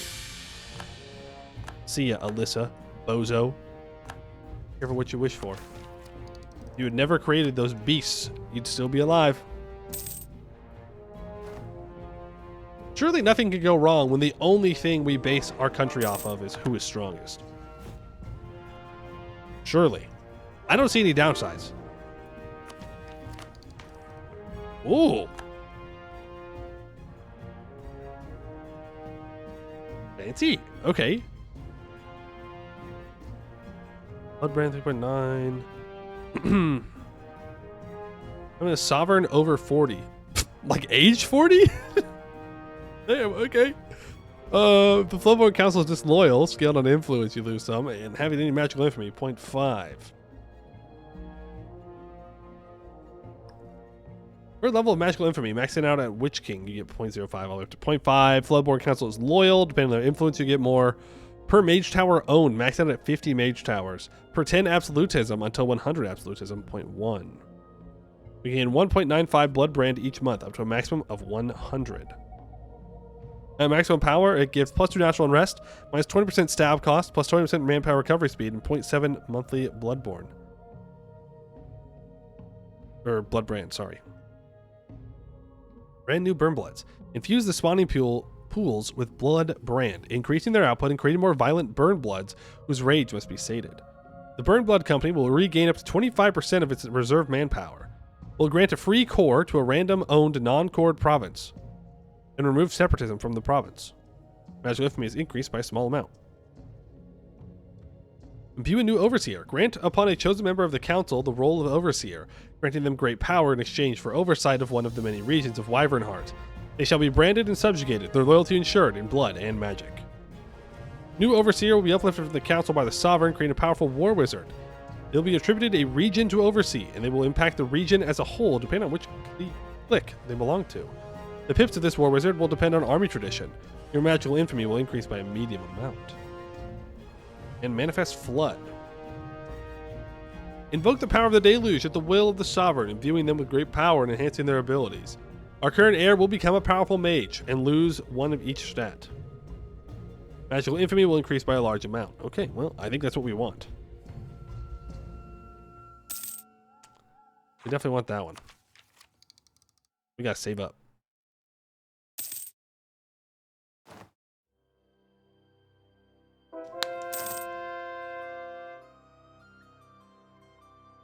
Oh, tech time. Sale of titles. I will get my stab back up. Thank you very much. And I will develop Canwood. Up to 15. We will expand development there, and that will complete a worthy sacrifice. The mages have come forth with a proposal, or rather a project, a detailed plan to improve and strengthen the burn bloods at our disposal. The goal is to toughen their skin, strengthen their heart, and sharpen their claws, to make them into truly deadly tools. This proposal requires multiple components, of course, and not only does it require sufficient funds and materials, it also necessitates additional research facilities. The mages have elected a location at the edge of the Great Woods as their new research location. They now require us to indulge them again. The most ludicrous of all is that among the vast amounts of materials they require, they also request fresh components from them for the once revered beast. They claim it is a worthy sacrifice for the glory of Wyvernheart. We need only to find such a beast, and they say they will help us harvest what they need from it. Of course, even though some would hold reservations, a proud Heartman does not, and if they require additional funding, they shall have it. A morbid fascination. Sovereign Adelmo scanned the great gray expanse of the sky with the falconer's seasoned eyes and waited. Clouds pressed down from above, while wisps of early morning fog hemmed from the sides. Fog often rolled off the trial mount this time of the morning, but today was supposed to be clear. The sovereign would need to speak to the court diviner about his weather prognostications. The bird has been gone too long, my liege, the mage accompanying the sovereign remarked absent-mindedly. Dressed in the robes typical of one blessed with the spark, this mage was more green than they knew. Faint wing flutter rose Sovereign Adelmo's hope for a successful outing. Faint flutters morphed into deafening wings and dashed any last hopes of a hunt that morning. An adult wyvern, large even for its age, flew overhead. The mage threw herself from her horse to the ground in surprise. As quickly as it arrived, the majestic beast flew off into the morning mists, gone without a trace. Sovereign Adelmo sighed. Our forebears mastered those beasts, made them their servants, and conquered a country with them. Perhaps we should take the time to do the same, said the sovereign. That's stupid, said the mage, matter-of-factly. Sovereign Adelmo snapped their head to the mage. Before they could chide the mage for speaking to the ruler in such a way, the oblivious mage continued as they remounted the horse. Why limit ourselves to mimicking what was done centuries ago by those with a fraction of our knowledge and power? You are too great a sovereign, and Wyvernheart too great a realm to settle for merely matching the accomplishments of old. If we can make the burn bloods from spare orcs and prisoners, we can go much further using wyverns. The sovereign looked at the mage, then up at the foggy sky the wyvern had disappeared into. How could they not have seen a possibility? See that it is done. Procure the necessary materials, however you deem fit. 100 crowns, 50 mil points. 180 days, the means of experimentation will have. Choose an age ability. I will go for Institution Spread. Why not? We will rival. Go in. More forts. We could do with a couple more forts. We can also upgrade to Thorn Formation, which does give us some defensive fire pips. I'm not sure how useful that is in the grand scheme. I should have gotten cheaper generals. Damn. I want to keep drilling, so I'm gonna hire another one. Should have gone for cheap generals. Boss, I ain't getting good vibes from these events. What do you mean? We're just little guys. We're just dudes being dudes. Guys being guys. Evil magical experiments being evil magical experiments. You know how it is, okay? Are you saying you're too weak? Hmm? We all know what we do with the weak. The means of experimentation. Captain Lawrence fidgeted with the sword at his side. He did not like waiting, and hated waiting for what was to come. Soldiers milled nearby their war machines, the rows and ballista of scorpions aimed at their highest firing arcs, most trying to failing to hide their anxiousness. When the order had come down to participate in this wyvern hunt, he would have been unenthused, especially when the absent-minded mage Asara had told him there would be no cannons to avoid damaging the research materials. He was a good soldier, and good soldiers followed orders. Draconic screeches in the distance woke him from his reverie. Move, he shouted, to positions. Every man moved with practiced speed to their firing positions, as two riders came out of the wood on the glassy clearing opposite side. Mages whose job it had been to lure the beast from the nearby trial mount. Based on their haste, Lawrence figured they had succeeded. Load! Winches rotated, springs pulled taut, and malicious-looking bolts loaded. They heard the beast before seeing it, flapping its wings in great gusts of wind. All men would have sworn it to be a dragon reawoken to terrorize the world once more. It gained on the riders, their only saving grace being the beast's lack of flame breath. Captain Lawrence waited for the right moment. Now, fire! A salvo of metal bolts flew out of the tree line. Most missed, but one buried into the wyvern's chest, killing it instantly. The beast's wings froze in place as its corpse slammed to the ground. The men erupted in cheers, having laid low such a proud thing. Even Counselor Asara, one of the two riders that lured the wyvern here and usually wore a face of detached disinterest, smiled. Whatever his superiors intended, their work here would please the sovereign. Bring forth the saws. The sooner we harvest the materials, the better. 9 wyverns rise up in revolt in the North Citadel. What? Wyverns are rising up in revolt. Do they even understand what it means to revolt? Ooh, image of Corin painted in blood. As a farmer near Athfork has reported finding an image of Corin painted in blood rain in her field. Is it a sign from the gods? Corin be blessed us. Corin has blessed us. 5% morale armies for 10 years. The Rebellion Society.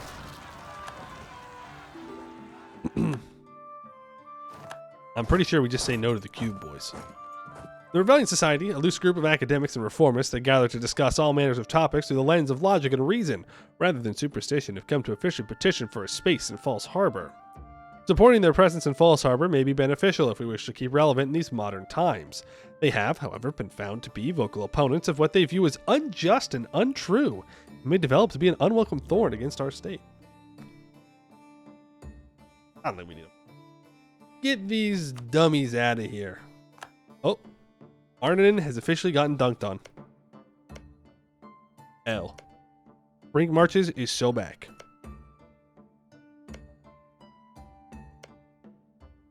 Oh, Marlison is so back. Tell him. I'm gonna die. Ain't no way. Ain't no way. Tell him it's about to get annexed. They wouldn't do that. They would. They would, in fact, do that. Whoever this they is. The AI. It may do it. Save, tell him? No. Ooh. Okay. Well, it's literally blood in a vial. Yeah, alright, fair enough. No, I think we save up for Manifest the Flood. Though, we want to disinherit this heir. It would give us a 115, which is not great. In fact, I'd even be so tempted to say it's not good. I may even say it's bad. Make for a good war wizard, though.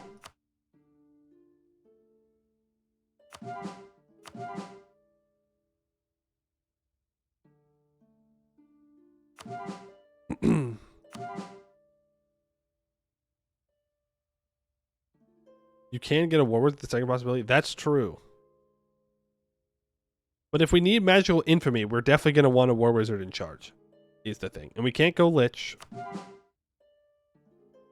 I think all of our Diplo points need to go to ultra conversions. Like Cold Rest, I can exploit this. Didn't work. That was sad. We go for Lich? Yeah, we cannot go Lich. They say no Lich allowed. I don't know why I'm trying to full state things up when I don't even have my current half states full stated, so we're going to go ahead and focus admin now.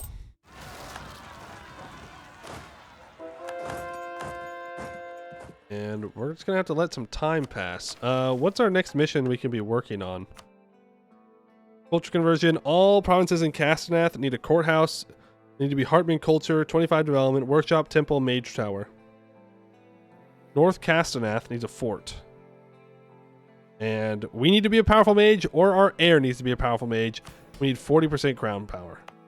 Crown land. Understood.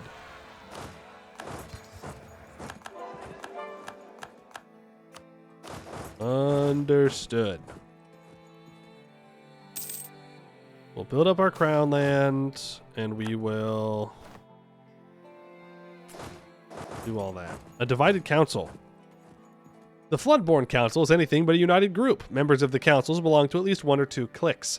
They are not impervious to pettiness and self-interest, but among these squabbling cliques, a few set themselves apart by their beliefs, by their means, and mostly by their influence within the council room.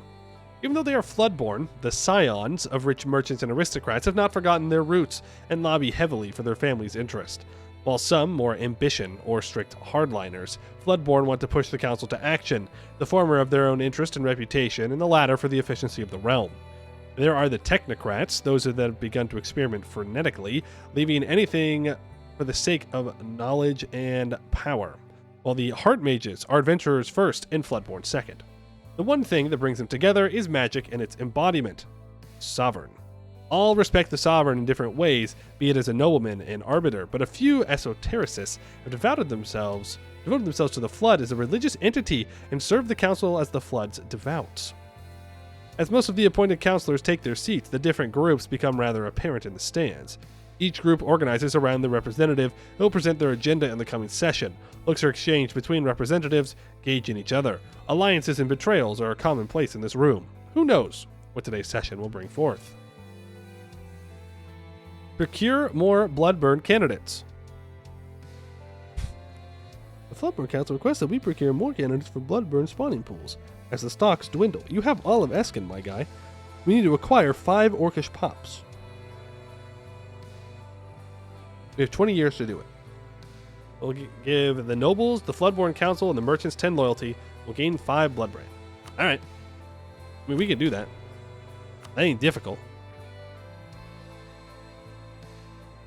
Do we want to give Battle Mage Academies?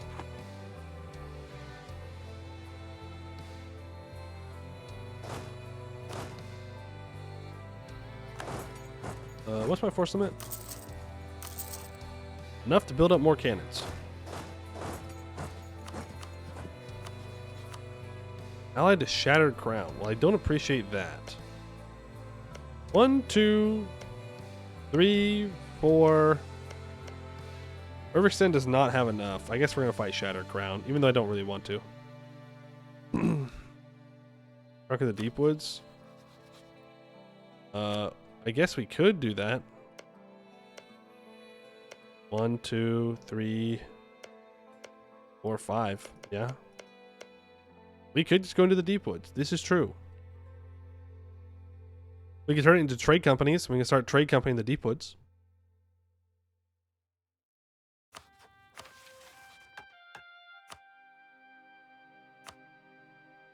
We need to build a mage tower here.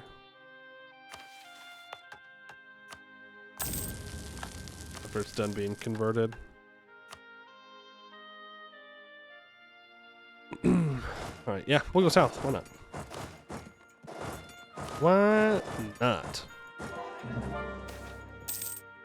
Wyvernheart, pumping, burning blood. Sovereign Adelmo and head arcanist Adelmo Suin. Wait a second. They stole my name! Adelmo Suin stood in the dark laboratory, peering over the table, to which was strapped a horrible thing. It was originally an orc. Now it was a hulking mass, twisted and deformed, torn apart and grafted back together in a shape deemed useful, deemed worthy of being alive. Adelmo was ecstatic in his elucidation, pointing to various different parts of the thing with a manic glee.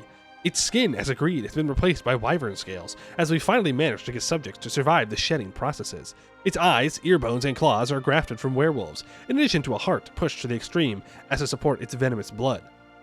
The Sovereign turned to Adelmo, confused. Venomous blood? The Arcanist grinned like a child being asked about their favorite toy. Oh yes, the venom. Well, technically a poison, but venom sounds better, of course. It burns what it comes into contact with, so we had to strengthen the blood vessels with an alkali to neutralize it, and ensures that even if the burned blood were to be wounded, there would be quite the parting gift for their assailant. Are they ready then? For production? For now? Yes.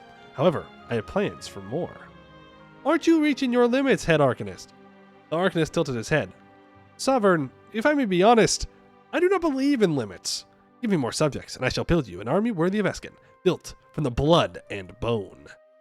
In time, Adelmo, in time. We get the Burn Blood spawning pool till the end of the game, +1 local unrest in Canwood, 0.25 monthly devastation, and +1 monthly blood brand. 20 Orcish minorities will be sacrificed. Any missing minority will be procured from Vertesk at a cost of 25 ducats. Yeah, how is Vertesk acquiring them if I don't have them? All Burn Blood companies will be disbanded, and a portion of the cost will be reimbursed. We'll unlock a second one. That'll take 10% less shock damage. Well, damn. Well, damn. Then why did I hire them in the first place? We barely used them. We didn't actually use them for anything.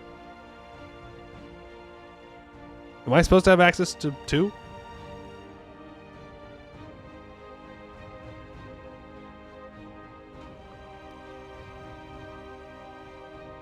Yes. Okay.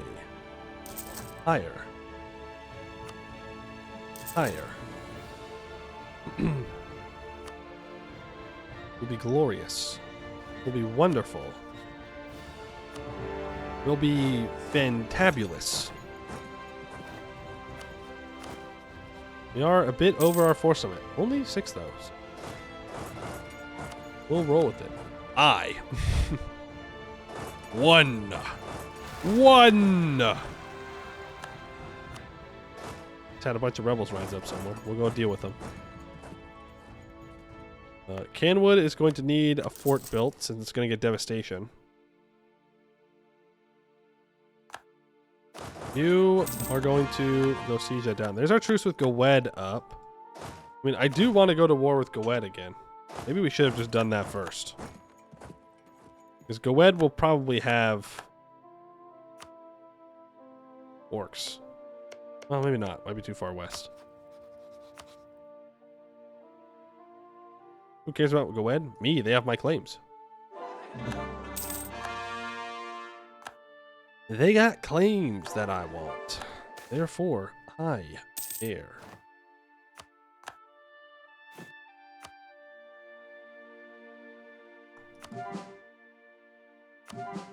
More culture conversions. I don't care about the stuff up north yet. They focus on the stuff down south. Claire, who cares about claims when you can farm orcs? Me, I do. I care. What do you mean, who cares?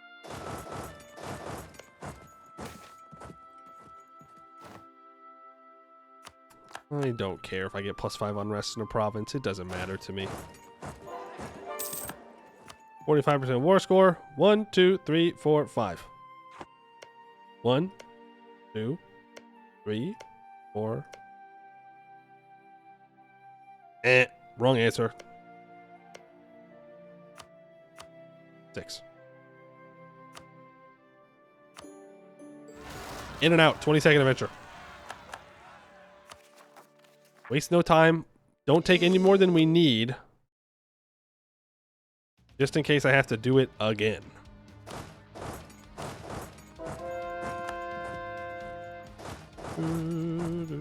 If I click the button, I can get a free core. That's true. Counterpoint. I need to get a powerful mage for the mission. So. Wow, that would be pretty cool. I think we're not going to do that. What has taken one idea since we last fought, by the way. But he is caught up on tech, which is unfortunate. I would have preferred that he was not caught up on tech, but what can you do? What can you do? Steady pour of red. The Crimson Deluge does more than direct damage. For a Rohibon, it has instead been a never-ending downpour. That is, drowning crops and forcing people to stay inside. Those that go outside go mad. No work is getting done. I mean, like, fair enough. If you can't go outside because you're literally going to go insane, I think we'll give them a pass not to work, okay? And you take a couple days off. We'll survive. Hey, Sexiest. You gotta head to bed. Look forward to watching the VOD. It's a nice stream. Yes, I will make sure to get the VOD up as soon as I can. Right. Go wed. Let's see what you've got. Amikost won't join. You've allied Riveria. Everwharf will be mine. Is mine by right. There, out, in, and we'll leave the 2 merc stacks to babysit. Average take all of Escann quickly problem, though. I have it all, but I can't use most of it. A comet is sighted. If only we had more comet sets. If only we had more comet sense. The gnomes sitting on the horde, you fear? Do it. Do it, gnomes. Do what only the kobolds usually have the strength to do. The light of the world. Divinity is the beacon that guides us towards prosperity. Its earthly representation comes with our exemplary ruler, Adelmo, whose life has been dedicated to the expansion of our faith. Thanks to his persistent efforts, people all over the world are leaving behind their doubtful and erroneous beliefs in search of the light. So true. We are the good guys. We're the good guys. It's true. Look, the event just said it. Why am I losing so much money?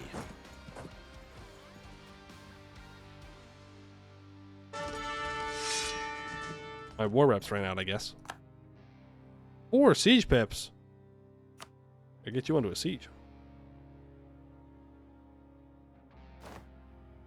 Can't just have you sitting down here. Ain't no way. Ain't no way. Hydrate, you got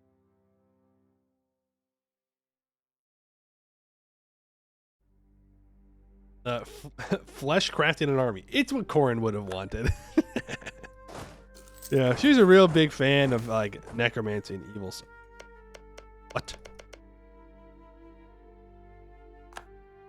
Ravenhill?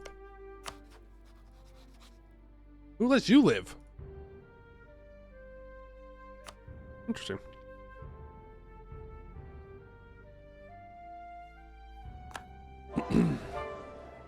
Where's spawn? Yeah, someone's got to fight Esheniande.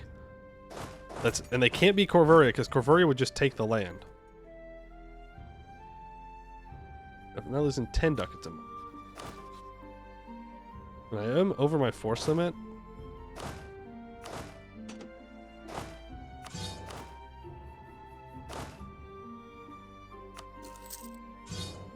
Could do that. No longer over my force limit.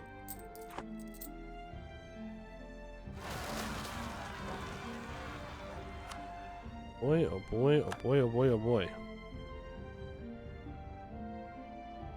Goblins flee our lands. It started with 3 families, the next day 2, then a lone woman with a tormented look upon her face. They fled the chaos of Escann, all the way to the Reach.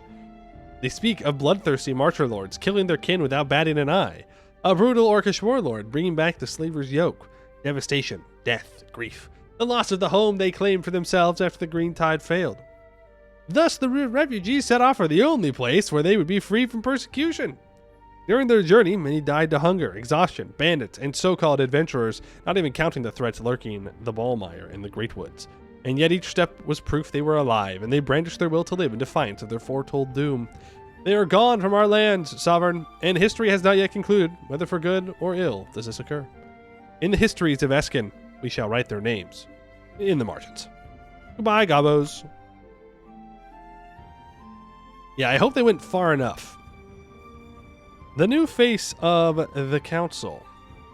On the 2nd of Castenmark, the last patrician in the registry was drafted as a burn blood candidate.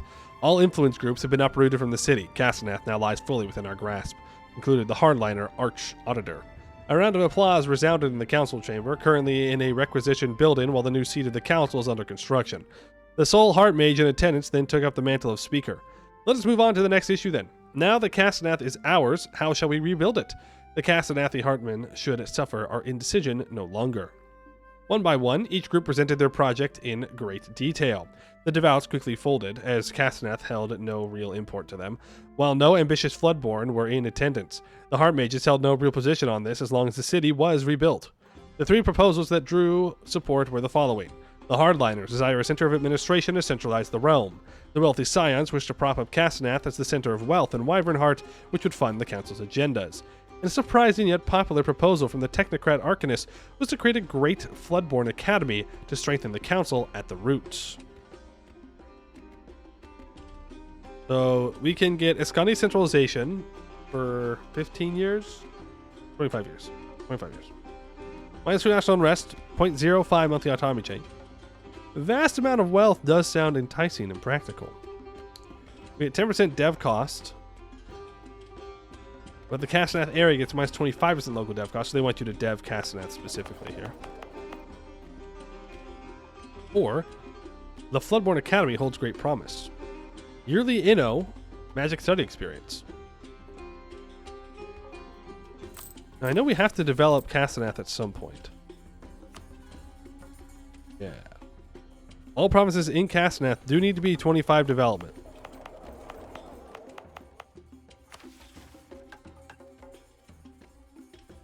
No.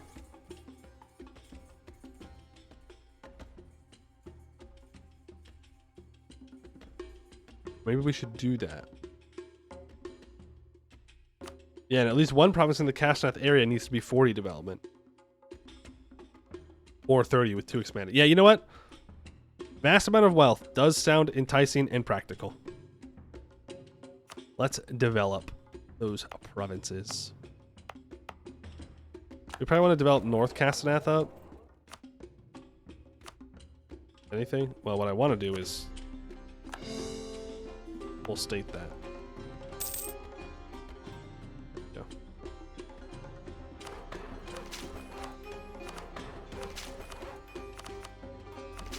$30, expand it again, and now we need to build a mage tower and stuff. That'll work. For 25% years, plus 10% dev, smart. Yeah, and then we get minus 25% local dev cost in Castenath. So you just don't develop anywhere else. It is smart. It's the correct thing to do. Uh-oh. Rebels. Go deal with the rebels. The patricians have, in fact, well, they've not been atomized. They've been monsterized. We will invoke the power of the deluge at the will of the sovereign, imbuing them with great power and enhancing their abilities. Our current heir will become a powerful mage and will lose 1 of each monarch point. And now 115. Not good stats. Not good stats. But we'll have to do. What are we going to need admin points for? Steady pour of red. Right. Fine. We don't know where Goed's troops are at. Or what's going on. I kind of expected to see them by this point. But don't know they. I guess we just loot a little bit. Is he actually a mage, though? Shit, he better be now. I just let him lose stats. He better be a mage. We get a special form of necromancy? I mean, that's kind of what we're doing.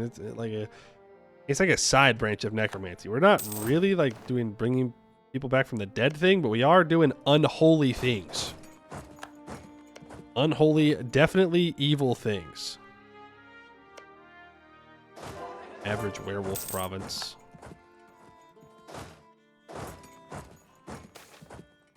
Doing some transmutation. Yeah, I guess that's true. It is transmutation, huh?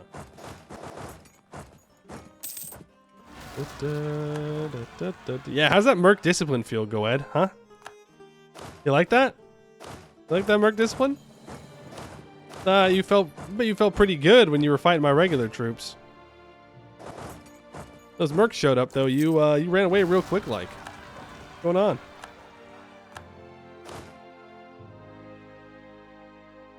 I can't split you. You're mercs.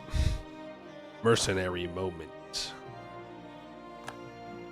Is he gonna go for it again? No, he wouldn't be that dumb. He wouldn't be that stupid. Also, he has 79,000 troops. Did he merc up? No. Did not. Okay, so we can regain up to 25% manpower. Free core to a random owned non-cord province and remove separatism. I'd rather get the War Wizard. I'll be real with you. We have 82 army tradition, so Corvoria, that's Ravenhill. They have cores here. Escann starts with them, but they got released. Celeonde did not eat Tellum. I repeat, Celeonde did not eat Tellum. In case you were on the edge of your seat wondering.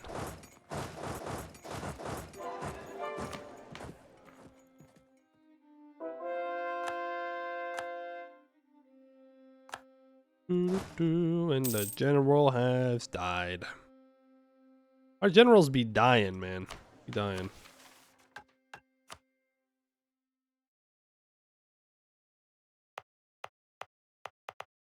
We need to enforce religious unity here. And here. Like, we need to convert these provinces. Cancel whatever else you're coring. I don't care.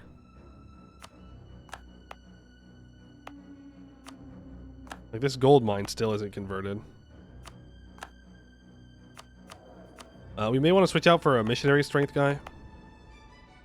There's 25 development for the mission, right?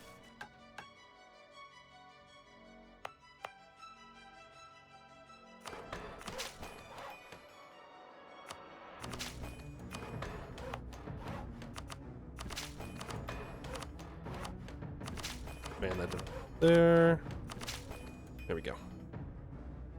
Look at that. Perfect amount of diplo. Calculated. Actually calculated. Be careful with overseers. They have consequences. Ah, what's the worst that could happen? What's the worst that could happen? These power-hungry mages who only believe in the, ruling through strength, they wouldn't betray me. They are good subject. Oh, look. Dude, that's bullshit. Get that out of here. Get that 11 shock war wizard from a Ravarian colony out of here. Ain't he got better things to do? Huh? Don't you have, like, wars to fight over here or something? Of sailing across the ocean to fight me? That's some bullshit. What the heck?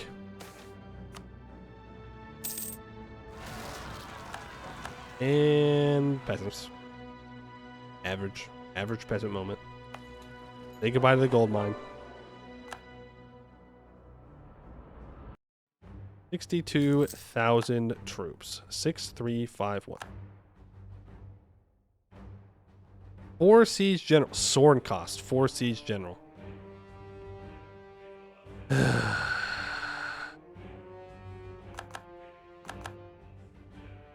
What? How? Oh, hey, Laurent did go fight him, though. Laurent, why did you not break their alliance with Gwed?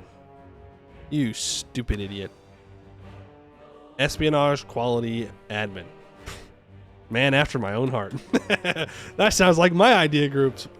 Hello? He's copying me. Atatino. See what you've got. Boom! 6-5. 6-5. That's what we're looking for. Apparently my forts mean nothing, so let's just go kick some ass. There's the Siege of Bayvik. Grab Cold Market. Do we have a discipline guy? We really should have a discipline guy.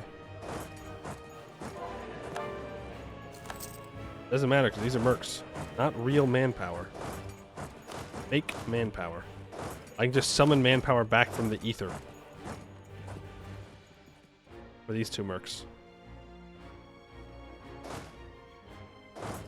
Why don't you just take a little detour? You go down here.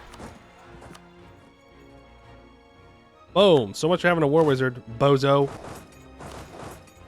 Go back to Aelintir. You do not need to be here. This is not your fight. Not your fight. Not your day. Are you allowed to retreat here? Oh, because they have that walkway. Yeah. Fair enough. Fair enough. War Siege General. Gotta go deal with that. Yep, yep. You gotta get up here because Goed is blasting through this. Hartman home. Okay. Away with the old. A great pyre rages on the periphery of a town as shield rest. Many tokens and items foreign to us can be seen slowly melting. Toys and relics, heraldry and keepsakes turning into dust. Their disappearance is a necessary step to make room for our own and make this land a part of our homeland too. Truly, all must be removed. We are to do away with the old and welcome in the new. In due time, they shall forget. We're a special kind of evil. We are a special kind of evil. That means like a hee hee ha ha. We like to have undead kind of evil. We go crazy with it. Am I gonna win this? Not with those reinforcements. Damn. Goed went and picked on our regular troops. Still barely did any damage. I should not fight that. Until reinforcements can arrive.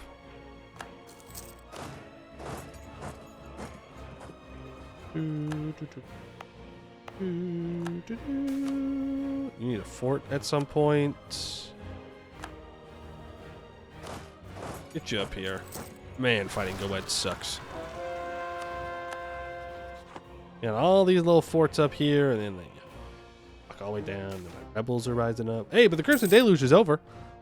After 10 years, the rains have stopped. Clarity seems to have returned to the land. They say the war between the gods is over, with no clear winner. The mortal world can now return to peace, but some say that the true winner of this war must now be decided by its followers.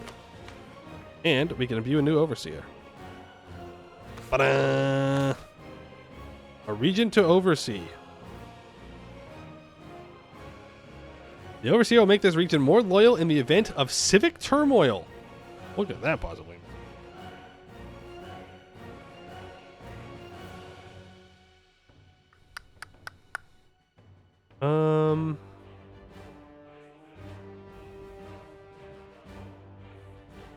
Probably West Castanor? Like, that's where our main power base is? Makes sense to me. Okay, well, the whole of this council in attendance at the Sovereign stepped into the council room, as here, on the off chance they might be chosen to be the new overseer. The Sovereign says as he ponders his decision, which clique will the new overseer belong to? Damn. Okay, hardliner mages. All owned provinces will get the following effect. If local autonomy is above 15% in West Castanor, they lose 30%. Else they lose 5 years of separatism. All uprising progress of all rebels changes by -5 or -10. A 3974, but it does not have the War Wizard trait. The Technocrat Arcanists gave -5% dev cost, 0.5 monthly attrition to Horseman's Advance, and 0.1 yearly inno. Lose 2 years of separatism in the West Castanor region. The Heart Mages. If devastation is above 5%, lose 5%. Else they gain 5% prosperity. If a state is already prosperous, each province has a 17% chance in one random development. Pretty good later. Devouts of the Flood. -10% stab cost. 2% missionary strength. 0.2 monthly blood brand. All owned provinces gain 5% prosperity in West Castanor. Wealthy Scions gain 5 mercantilism. And Ambitious Floodborn. 5% discipline. -2 yearly legitimacy. -0.5 monthly blood brand. I think we go for the missionary strength. So we'll let the devouts take this one. I have a war wizard. Get in there.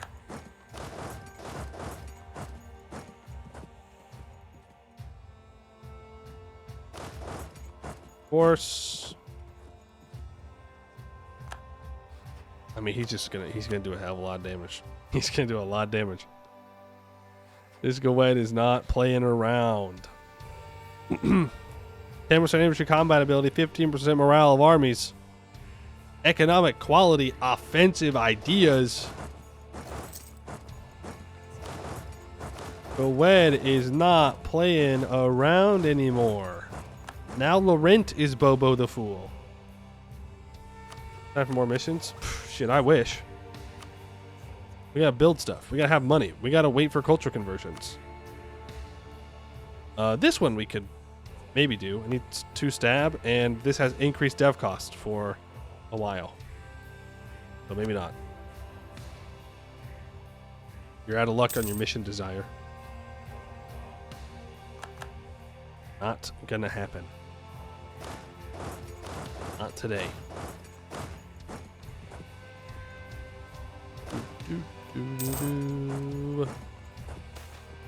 There's printing press. We don't get it. I don't know if we can, but we didn't get it. Gowed's puppy guarding his capital. How dare he? The war wizard is not on that siege.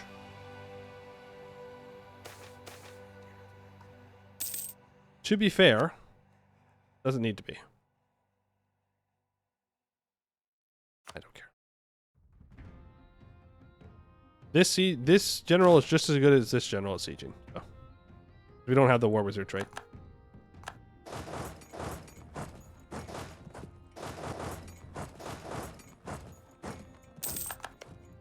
Yeah. Goodbye, Riveria troops. 1 stability is very nice. Thank you. Appreciate that.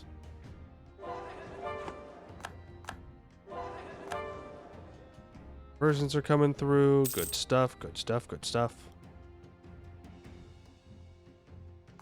Boom. Look, Gowed, the peace deal is pretty simple, okay? I don't really want that much from you. Really, it's just... all that and money would be nice. I don't know if he's going to be willing to give me that.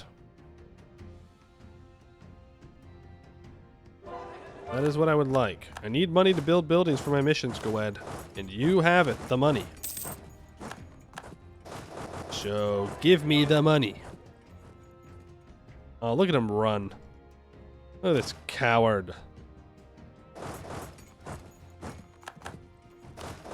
You secure this right now. You walk in. You walk in. You're going to go straight in here. Boom. Fight a nice 90,000 troops, by the way. Have you thought about fighting my undead monstrosities?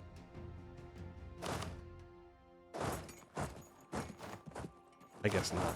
I guess he didn't consider it. Did not consider such things. You go south and protect the capital from being taken back. I don't want to lose that. Converted? You are converted! Yippee!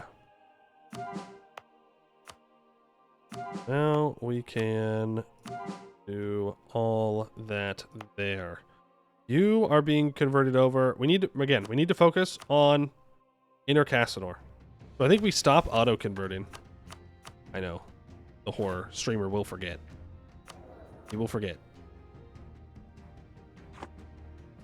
And you gotta start manually converting this stuff.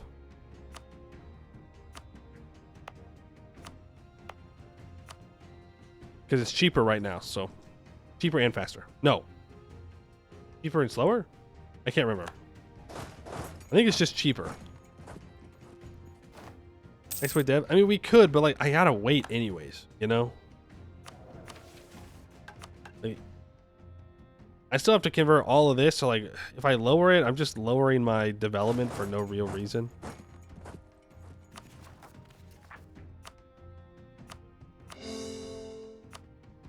Oops. I forgot to core up one province down here. Solid, my bad. Cheaper solar on that mission? Ah, okay, gotcha. This should be a good comment nonetheless. It would be, yes. But I don't know if it's worth the points to go religious. I'd rather like scale my economy or something.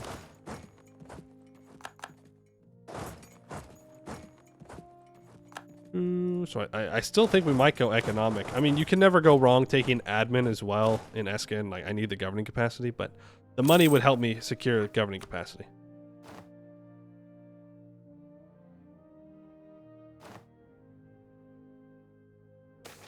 Ooh, come on, man. Let me keep the... Come on, man. Let me keep the stability. Just a little bit as a treat. A little stability as a treat. Shit. Look at all those rebels over there.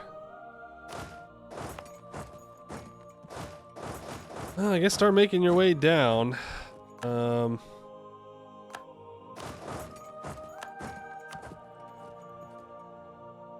Nobody wants to peace out. You know how it goes. Don't worry about teaching that. So we could come down and grab Greenlee. Because it is a fort. Let's just start sending our guys down there. We should probably have a... We need more forts. Need more forts. I need to build mage towers. I need to build so many things.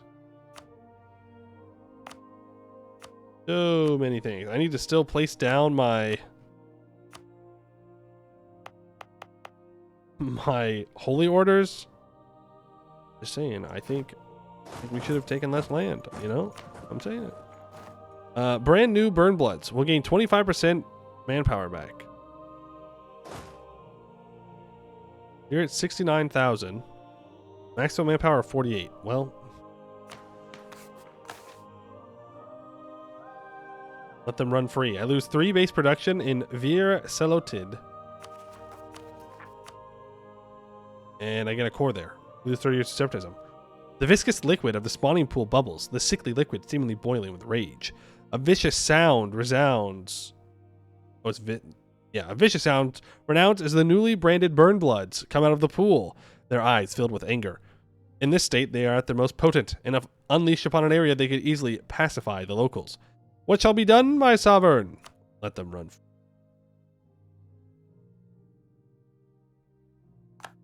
This is just like Lord of the Rings. This is just like meat back on the menu type beat. Give me that cheaper leader cost, please. Move there. Actually, do it the rebels now. Go ahead. Do not unsiege things. I worked hard to siege those. It's not very nice if you unsiege them. After I worked hard to siege them down. Oh, I hate mercenaries. They're so slow at unsieging things.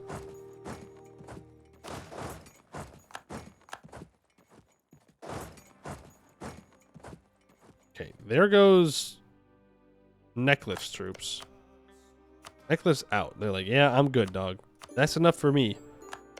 One look at those burn bloods was like, there's no alliance worth this. You walk away. I'm just gonna have one little guy. Two little guys. I can unsiege all that. Yeah. Yeah, the first line was viscous. The second line was vicious. It's a little play on words there.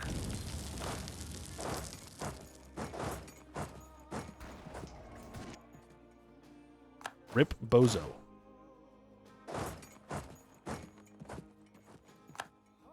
All right, go ahead. Thank you. I'll take my claims. Oh, yeah, that's it. Take money. Thank you. Take this fort. It's a bad fort. I was thinking of Reach Spear. Reach Spear is the bad fort. Everwharf would have been good to keep. Oh, well, you know, these things happen. These things happen. You come back into our territory. Broken Jaw might actually do well this game until I decide to kill him. 1444, true. True, 1444. It's never been more Jover. Encourage religious unity here. Vert. Half state. Force religious unity here. Vert. And then we'll enforce religious unity here for when this one's done. We can vert all of you over. We're gonna get there. It'll be great. It'll be grand. I wonder what a Nullish Burn Blood would be like. Probably pretty scary as well. I don't think any of them are not going to be scary, but that would be something. All right, we have 2,000 ducats dues. I think we need to invest into our economy a little bit more. We have some pretty good workshops here. I need to build. Those are decent temples. I'll build those. I believe Silvervord. Yeah, we got to get control over our trade as well. Arlen Hall. Yep. Build that marketplace. Pixie Berry. Yep. Do that. We should also take a look at our merchants. I don't think I've adjusted them. Yeah, look, we're losing all that. I'm collecting here, I think. Let's transfer here into the Middle Allen. I don't necessarily hate that I'm still collecting here, though, since I have 100% control. Which, yeah, pulling it into Castenath would probably be smarter overall. That makes us a little bit more money. You need a thing as well, but can't do it yet. Get you up to level 2. Let's get Athfork up to level 2. Let's get Ballmeyer up to level 2. Just kind of control our trade in through here. Now we do need more mage towers. Right, Ald Temple needs one. So we should get started on building that. And that's all our money.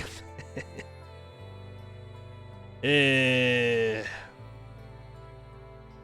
know how it goes. Money's there and then it's gone. Boss is alive, by the way.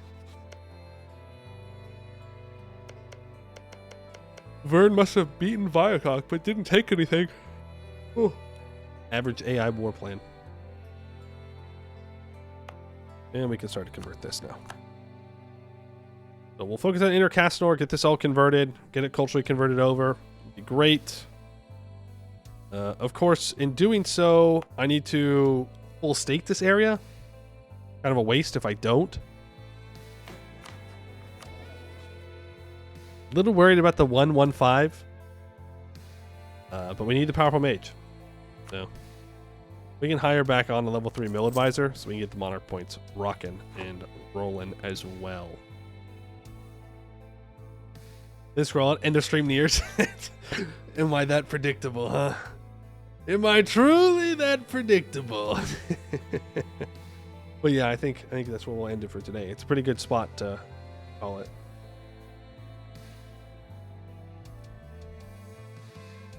My throat's feeling all right, but I don't want to nuke it.